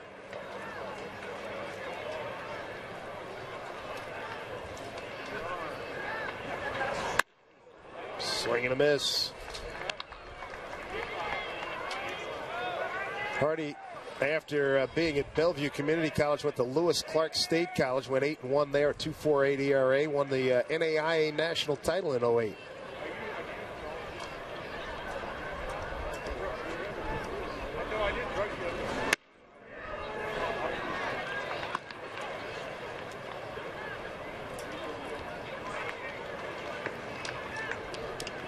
Oh, 2 strikes to Ichiro. It's got to be a throw for a young man growing up in Seattle. Here he is. Oh, my goodness, I'm pitching to Ichiro. Breaking ball fought off. Look out. Well, he probably knows that he's on TV back home, so his family gets a chance to see him.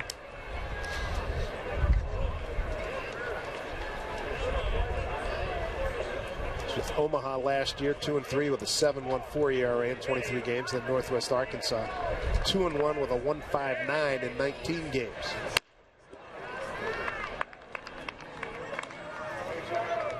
Two and two.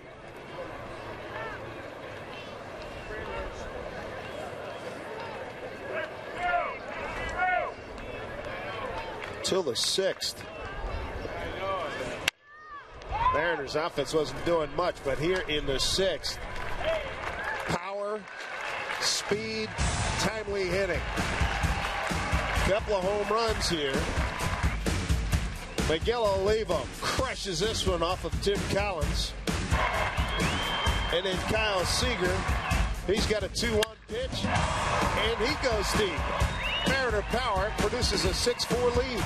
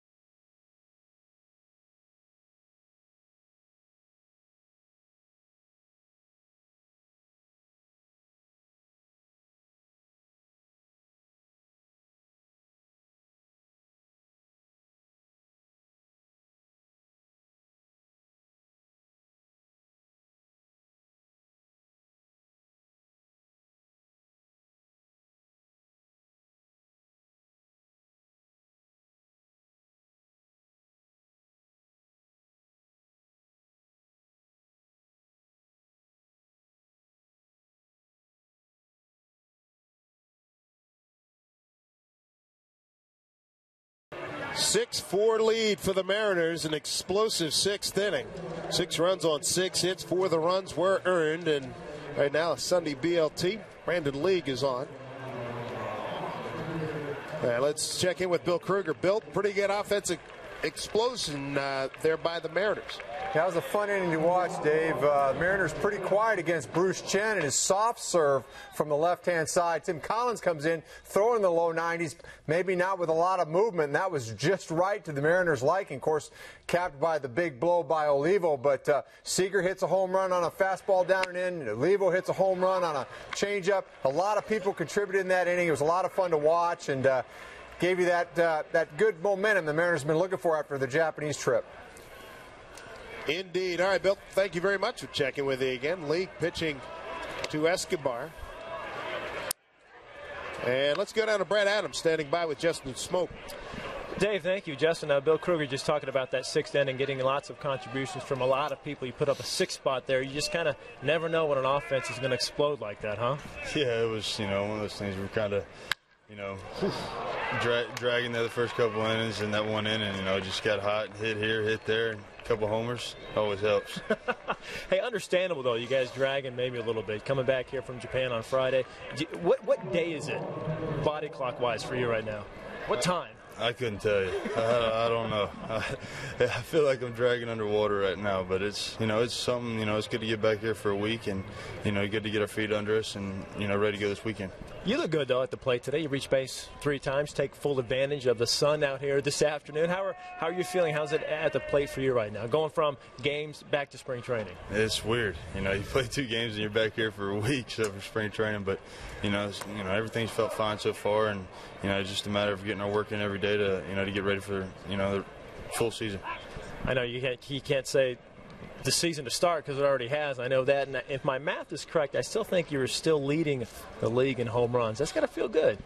Yeah, but there's only 2 games. Ain't nobody else played one yet, so we'll see how long that one lasts. Well, hopefully for a while and get ahead of Ackley here pretty soon. Hey, we appreciate the time. Enjoy the rest of Peoria and the sun, and look forward to good things, big things from you this year, man. All right. Thanks, Brad. All right, Justin, guys, let's go back up to a couple other guys kind of getting acclimated with their body clocks. Dave and Mike. Right you are, Brad. Right you are. I think the thing that he was talking about, dragging a little bit, can certainly understand. Come on, pick it up, Mike. Come on. Thinking about it too is with the travel and the time off of spring training and stuff. This ball's popped up to third. This will be an adventure. Kawasaki looks like he's taking control of it. Whoa. He wins that. He's having a great day. Yeah, he really is, yes. But you get tuned up, playing a couple of games for real, Right. and now you're back here mentally. It has to be tough to get back into these games knowing that the season isn't going to start again until Friday. So you get that time off along with the jet lag of the long flight back home. Yeah, and Difficult time for the guys right now. You're in I like think. zombie land because you don't know which way to go. And that's how much you don't know where to go. You can't even feel where you are. Right. That's the feeling. What did Justin Smoke say? Underwater? Yeah, that's about right. You can understand why. James Jones in right field. Pitch outside to Lorenzo Cain. You got Jones in right field. Brandon League, all-star last year. See what he's done this spring. Couple of strikeouts, 1 walk. They pitched in 4 innings.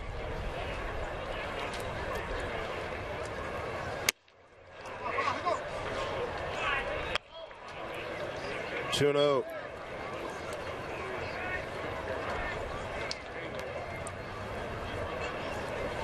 Mariner offense through the first 5 innings looked like they needed a CSI, and then all of a sudden things exploded in the 6th.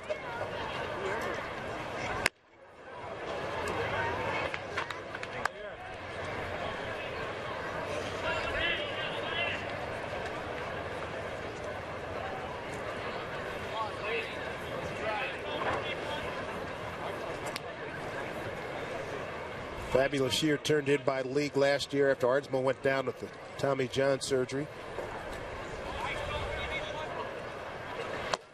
Take away that hiccup that we talked about a few days ago during the first couple of games where he was Mr. Hard Luck. I admire guys who can come back for those devastatingly emotional losses that he suffered. Baltimore and Cleveland last year in that week. Was it second week, third week in May? It's unbelievable. I mean, just games are in hand or in the bag. You know, you're packing your bags. What do you mean we lost? Right. Well, I think after he came back from that, he really turned a corner. And then all of a sudden he realized that his fastball, typically around 96, 97 miles an hour, was a pretty good pitch to get ahead of hitters on. Then he was able to go to the split. And towards the end of the year, he started working his slider in a little bit more to the right-handers. And when you have the ability to throw as hard as Brandon does, those other 2 pitches are just devastating to a hitter. And I think he figured that out. He has to work ahead, get him to try to swing the bats, and that makes his split a much more effective pitch. Hosmer, leading hitter in the Cactus League at 425, fouls that one off. Hosmer today 1 for 3 with a run scored and a stolen base.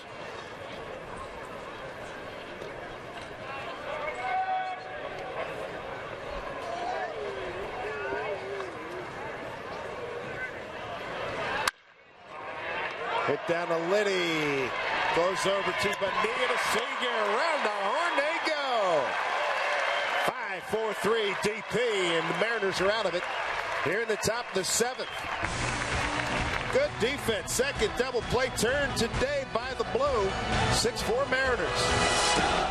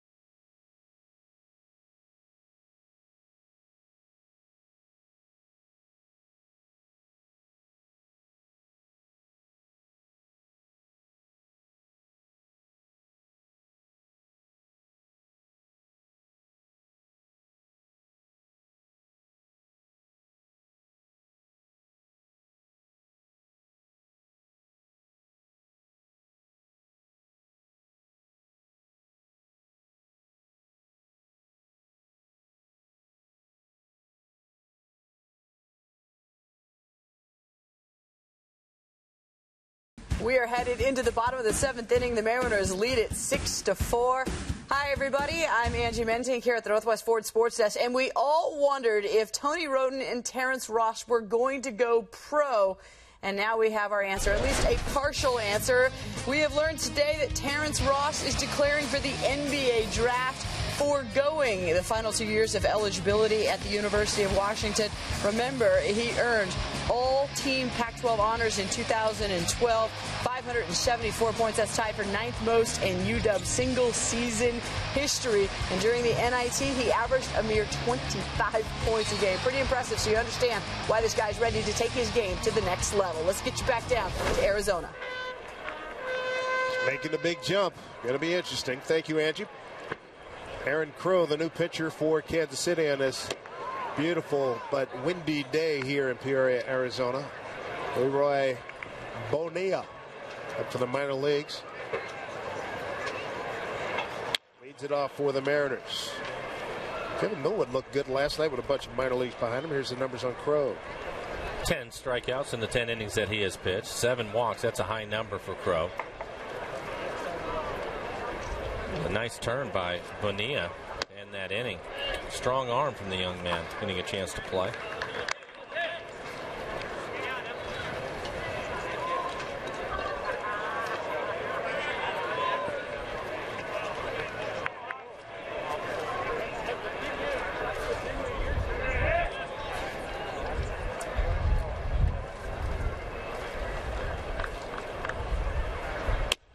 Down low.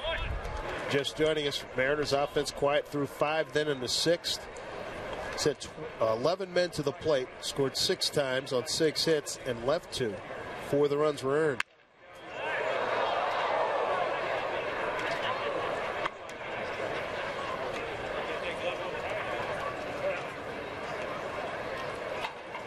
Crow with an above average fastball. He'd be around 95, 96 miles an hour. Hard slider. Painted the outside corner.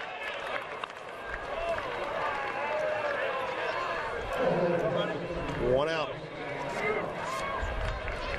We're in the 7th. And here comes Jesus Montero. RBI single his last time up. Bruce Chen got him a couple of times in the first 2 at bats with strikeouts.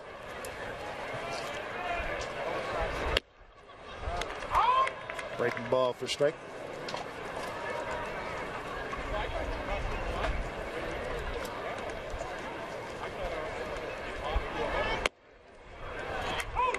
Strike 2.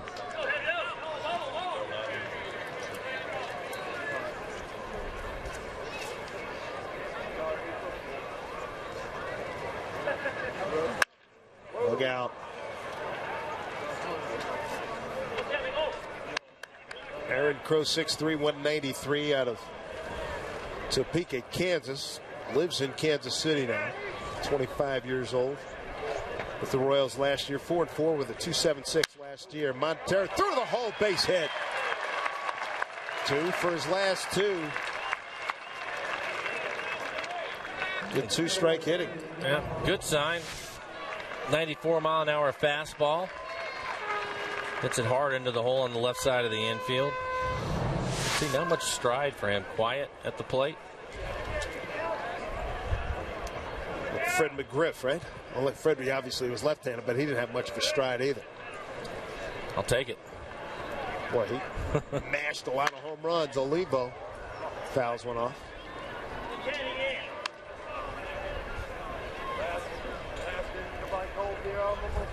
Olivo, 3-run homer last time up. Bashed one well onto the berm in left field.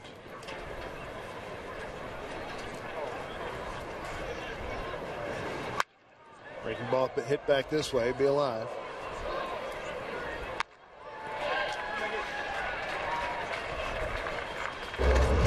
A situation called for, and he delivers. Out of a Tim Kaine. Nice catch by that fan out there. And tied the score, 4-4. Back up the middle. Miguel Olivo with another base hit.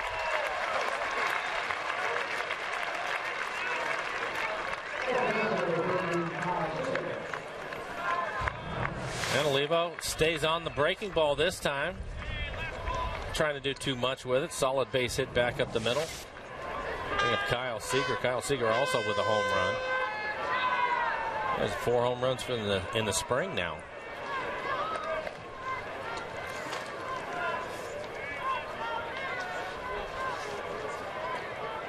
Mariners starting this game 13-8 Cactus League play. KC 15-14. And the Mariners tied for 4th in hitting. Here's Seager. That was a beautiful swing. Fluid, powerful.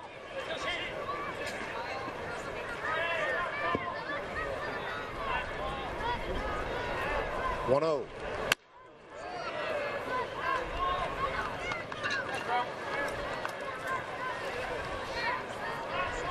Seager, born in upstate New York, raised in North Carolina, went to the University of North Carolina. Teammates with Dustin Ackley.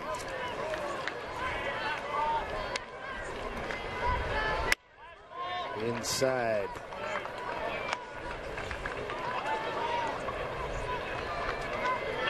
Aaron Crow on the mound for Kansas City.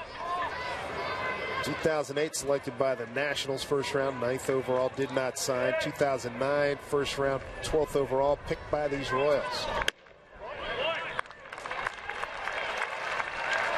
Seager works a walk. Here comes Alex Liddy. It's loading him up. A little buzz going through the crowd. Alex earlier today named the Mariners Rookie of the Year, Rookie of the Spring.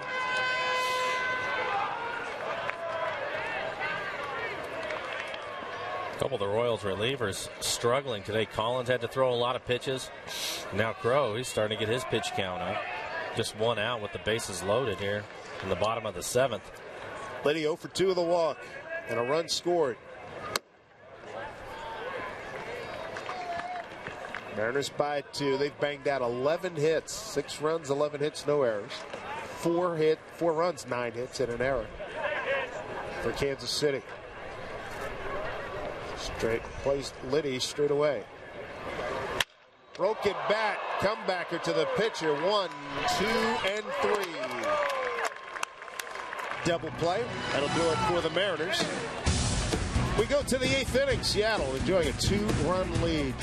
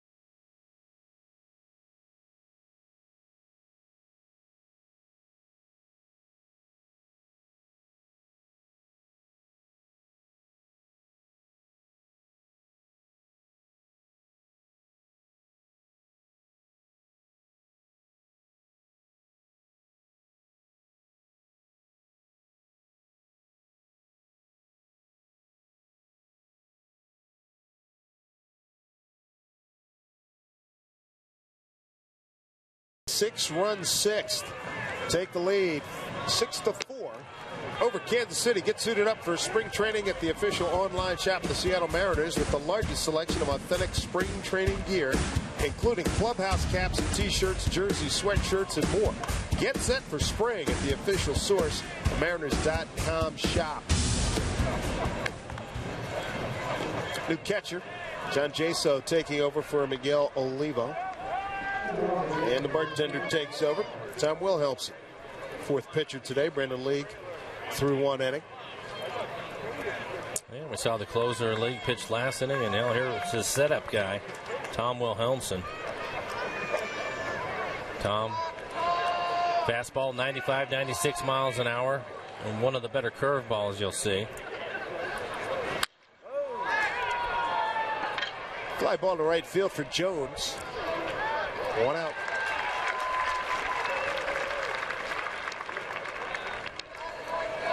It's a big batter to get in Billy Butler.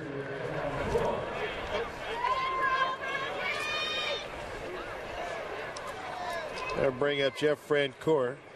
Got an RBI single, 1 for 3. Threw a runner out at third base. He's got 97 career outfield assists, the most in baseball since the start of the 05 season. And he's 25 ahead of Markakis, Nick Markakis. You know he's got a great arm with Baltimore. Line drive left field. So Francoeur, second straight hit. Alfonso Soriano, who are second in this category.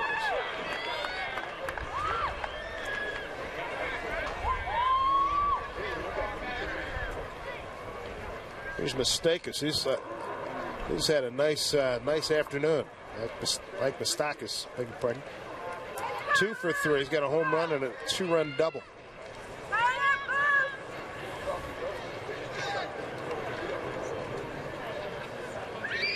One out, one on. Top of the 8th.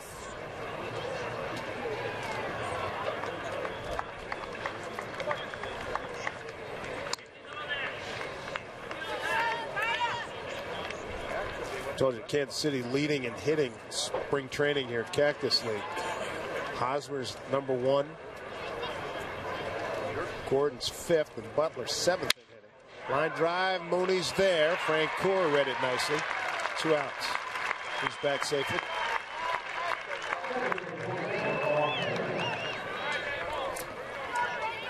They'll bring up Pena. Brian Pena, the catcher. They are getting it done here. Kansas City, Kane and Hosmer started today, number 1 and number 2. And runs scored. Kane first and doubles. I mean, their offense has been fabulous this year. This month, I should say. Look at their club. They did a fine job last year offensively. They lose Milky Cabrera, who had a good year for them.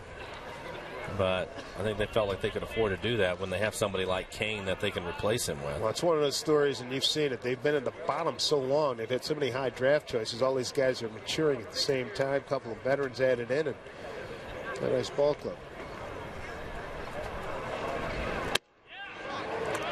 Good looking breaking ball by Tom Wilhelmsen, 1-1. Mariners will not see these Royals again until after the All-Star break. 4 in Kansas City. And a week later, they come to Seattle for 4, and that'll be it.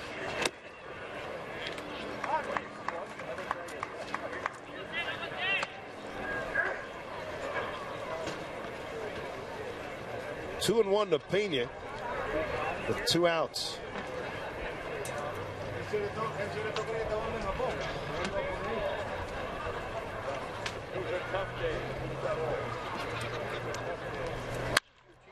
Hard smash into left field. Base hit. They use the whole field, don't they? They do. Tough to pitch, tough to defend. Spray it around. Have some power in their lineup. Here's Chris Getz. 0 for 3. Fly to center, strikeout, looking and swinging. 6 runs, 11 hits, no errors for the Mariners. 4 runs, 11 hits, and an error for Kansas City. Another thing we didn't even talk about, they lose Joaquin Soria recently, and that is a huge loss. Their closer out for the year with Tommy John surgery. Luckily, they had signed Jonathan Broxton He'll be part of the action down there closing for Kansas City.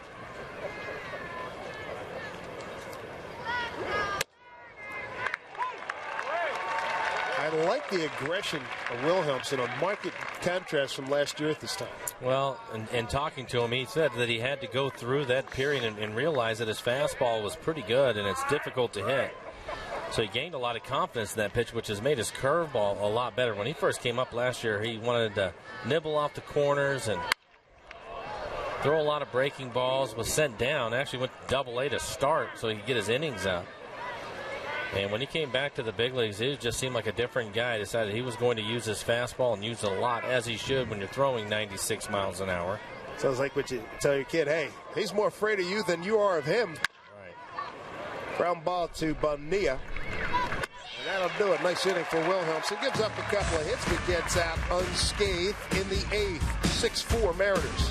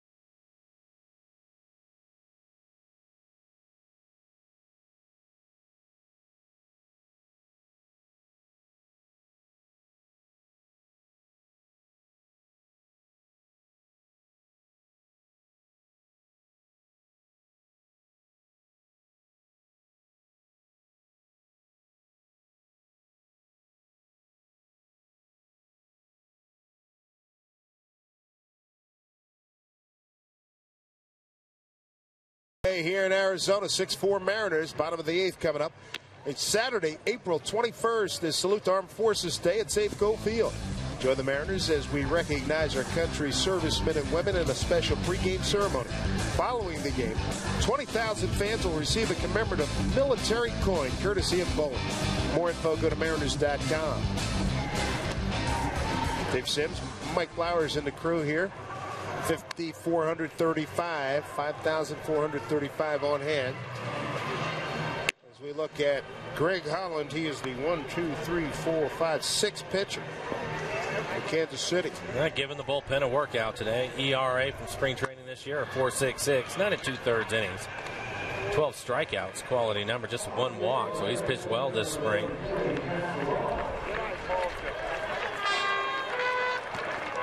Casper Wells to lead things off for the Mariners. He's got a strikeout and a couple of walks. I think he's going to be pretty aggressive here today in this at-bat. Yeah, and he has been in his last couple of at-bats when he worked his walk, so it looks like he was a little bit closer to getting on the fastball.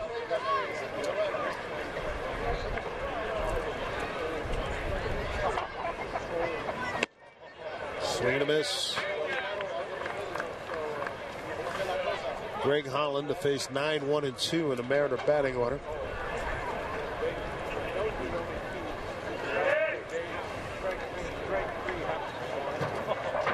The 0-1. Hit to right field. Going back, Francoeur running out of room. Can't get it. Bounces over the fence for a ground rule double. So Wells barrels up and gets 2 bases for it.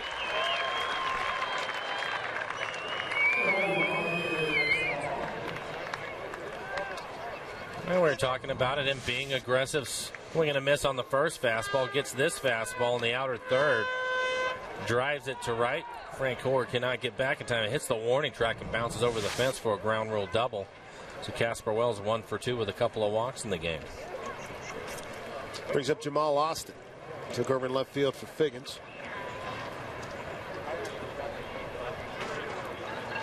Smiles out of Atlanta, Georgia. It's a pitch down low with Pulaski last year, 335 hitter. No home runs, 13 runs batted in, 20 stolen bases, caught 8 times. I would think during the regular season you would see him bunting here, try to get that insurance run, but looked like Eric Wedge is going to let the young man hit. Takes a strike, count of 1-1.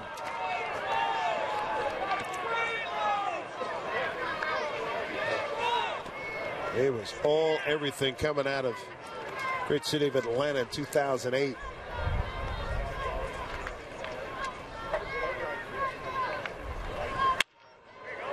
Was runner-up, does the job. Good hustle down the line.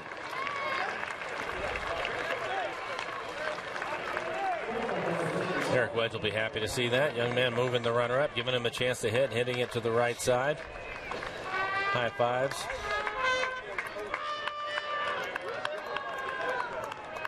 That's got to make a kid feel good. Hey, kid, come on up and play in the big game.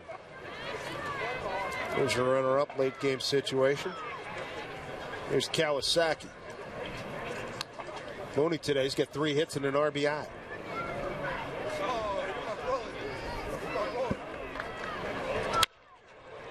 Infield drawn in right to Getz.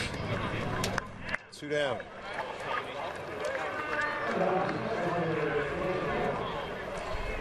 And batting in a hole vacated by Ichiro. Here's James Jones. Out of Brooklyn, New York, Long Island University. Tom McNamara brought him into Yankee Stadium a couple of years ago after he signed with the ball club. We were in New York at the time. And it's nice meeting him. As you would expect, his eyes were huge. Oh my God, I'm in the visiting clubhouse at Yankee Stadium with the Seattle Mariners, my team. He hit 247 at High Desert last year. 5 homers and 29 runs batted in.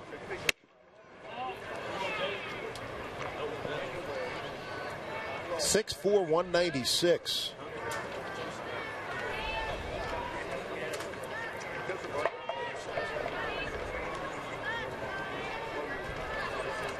Spent some time in the Australian League not too long ago.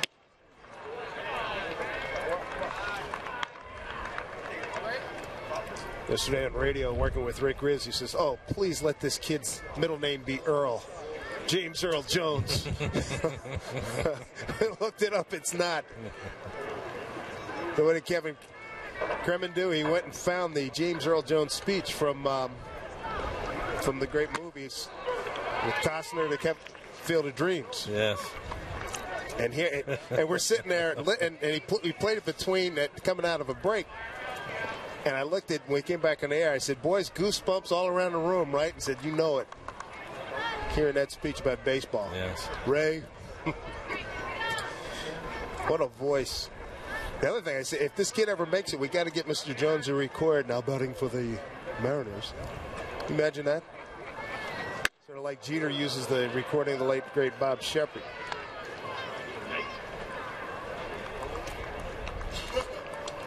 Well, let's see if he can get a base hit. He's worked the full count.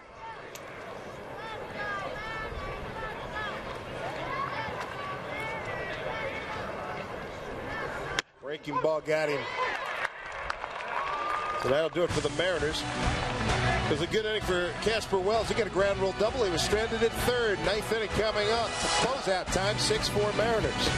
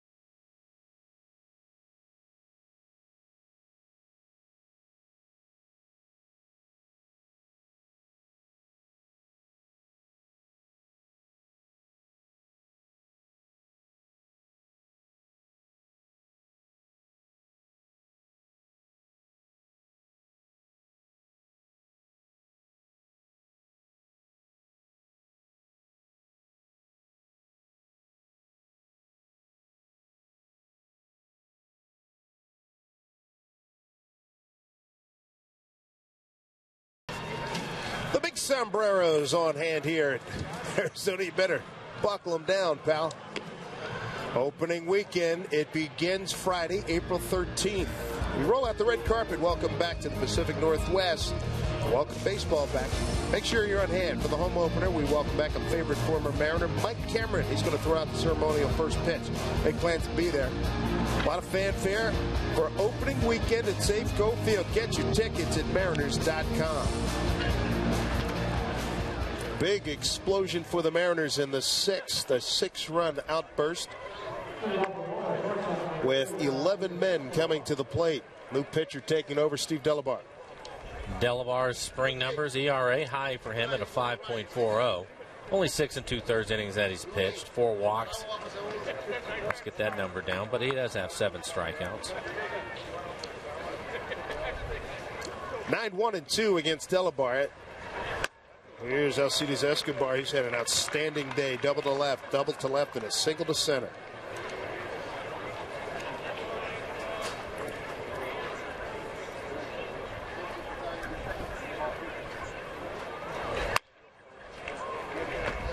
Foul. Chris Chambliss made the play.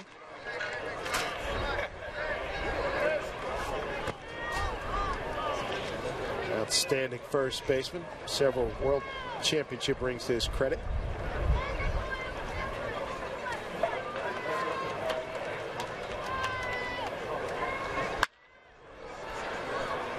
Locked out of play. Delabar looks like he has a good fastball today. Last fastball 94 miles an hour.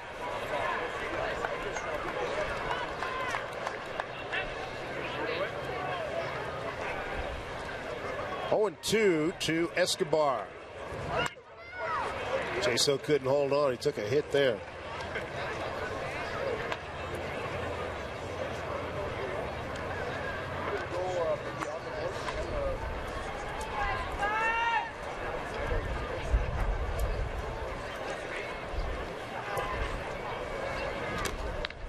Delabar got he and Sean Kelly watching the Kentucky-Louisville game yesterday.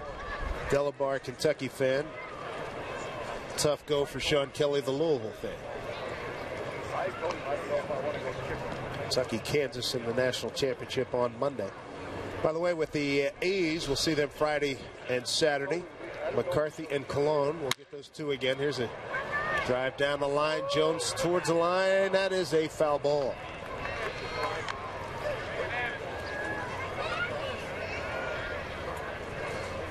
Monday in Texas, Hector Noese against Yu Darvish. Yu Darvish's major league debut. And let's see, let's go to our odds maker, Mike Blowers, with the over-under on Japanese media for that night. Oh, man. Back up this way. That's going to be huge.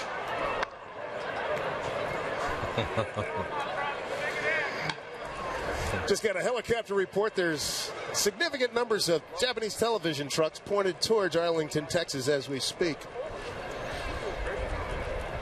That will be something. 1-2. Liddy, nice scoop. Alex Liddy, everybody. Mike, you called it earlier.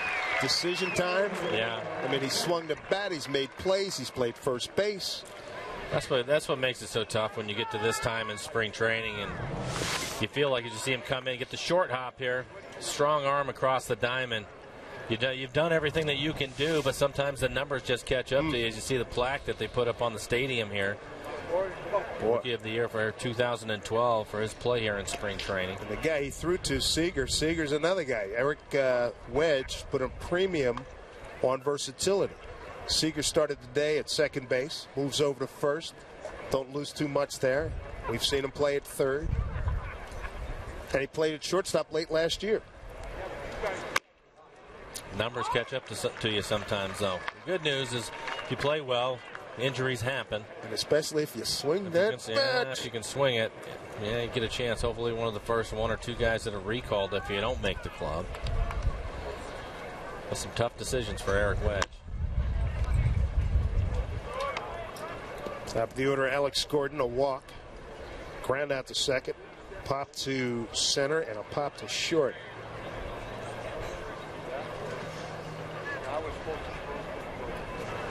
Another kid swinging a miss who's looked good, and obviously they sent him down to need some more seasoning. But Vinny Catricella is an outfielder converted into a third baseman. Wow.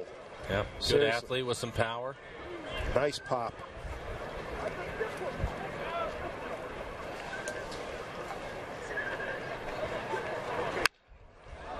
Fouled back by Gordon. Gordon with a fabulous spring, 9th in slugging in the Cactus League, just ahead of Dustin Ackley.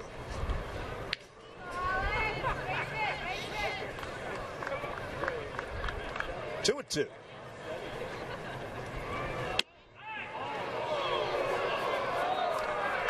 A lot of Mariner umpires wanted that one. Full count.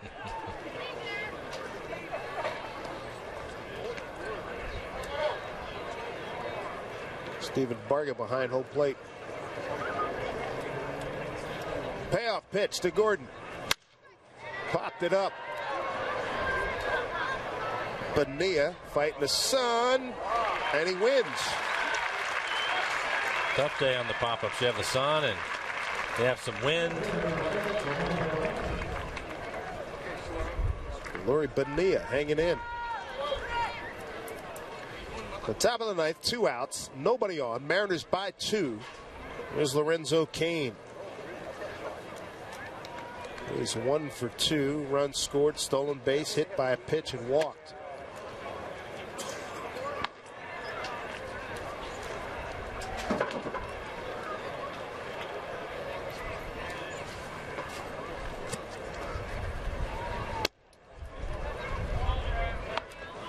Well, we know Delabar's got the good fastball. Secondary pitch is still on the come as far as you're concerned. Well, no, last year he showed that he had a pretty good breaking ball, but his fastball was so good last year. He was 96, 97 with his fastball. I think he's trying to work on a changeup today. It's still a little bit hard. He's not taking enough off of it with his fastball, but that's what spring training is for. And the main thing, you look at this guy and what he's gone through to get back here. If you have 97, may as well use it. 2-out walk brings a tying run to the plate. Eric Hosmer, leading hitter in the Cactus League, started today with a .425 batting average.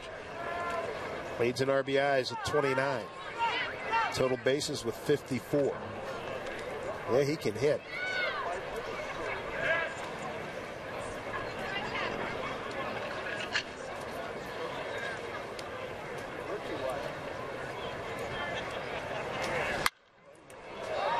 Strike one to Eric. Got a Baltimore chop. Base hit in the 6th. He's hitting the 2 double plays. Grounded out to short. And that walk to Cain is something that will be addressed with Delabar. During the season, you have a 2-run lead. You want to make sure that he has to hit his way on. You don't want to put him on and bring up a guy like Hosmer. As this pitch, breaking ball, he bounces. A wild pitch by Delabar. Going to get back in the game. You want him to earn it.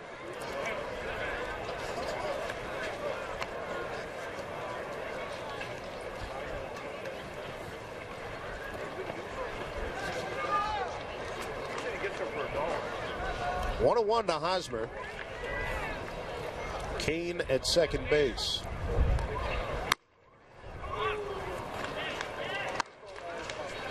Two and one.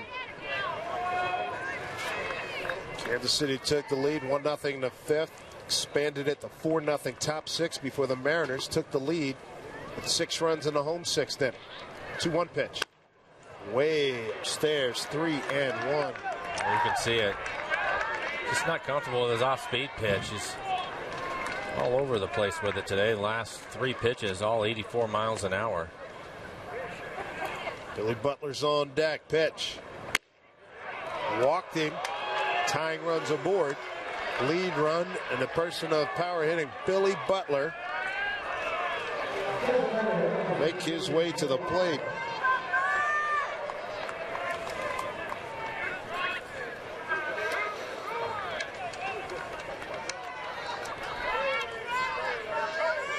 Butler 6th in Cactus League hitting entering today at .403. 24 pitches thrown by Delabar.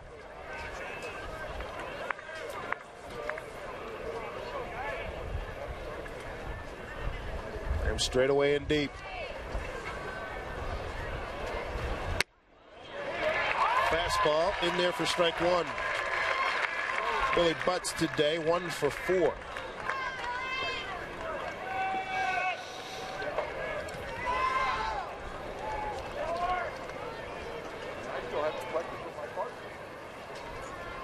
The 0-1 from Delabar. Off-speed pitch misses 1-1. You know, Butler likes the fastball. Delabar's got a good one. Breaking pitches aren't working as well for Delabar right now. Something's got to give. 1-1 pitch. There's a good off-speed pitch. 1-2. Delabar strike away from ending it right here. He stayed with that pitch even though he struggled with it. That last one, the best one he's thrown so far. 1-2, 2 outs, 2 on, 2-run ball game. We got a closeout on aisle 7. Strikeout looking Delabar, and the Mariners win 6-4. Boy, did he battle back nicely. Yeah, he did. The Mariners offense couldn't do much with Chen. They come back with 6 runs in the 6th inning. A couple of home runs from Olivo and Seager, and Blake Bevan. He gets his pitch count up to 94, so he looks like he's ready to go. A lot of work for some of the guys out in the pen. We had a chance to see Wilhelmsen and League also. 2 guys that are going to be important at the back end of these games this summer. Also had an opportunity to pitch and did a nice job. 6 runs on 12 hits, no errors for the Mariners. 4-11-1 for Kansas City. Litke wins it, Collins loses it, save to Delabar. So the Mariners get to do high fives, and we send it down to Brad Adam.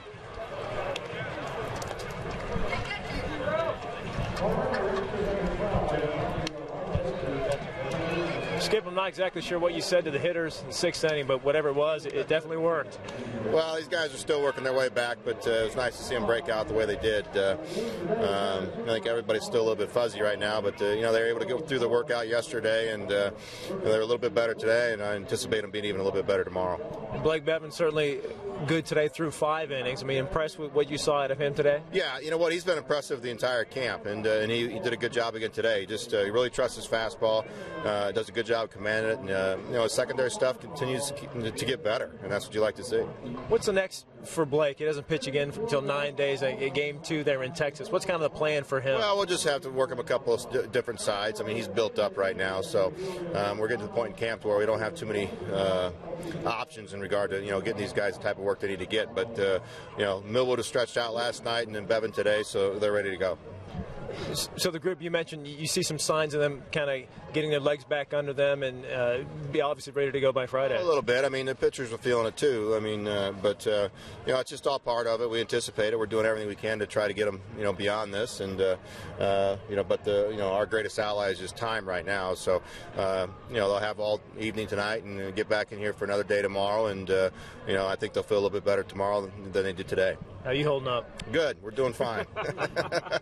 All right, thanks a lot, Skip. Let's get it back up to Dave and Mike. Yeah, he's feeling good. He's looking good. They got a nice win today, guys. And he's selling it well, too. Yes, he is.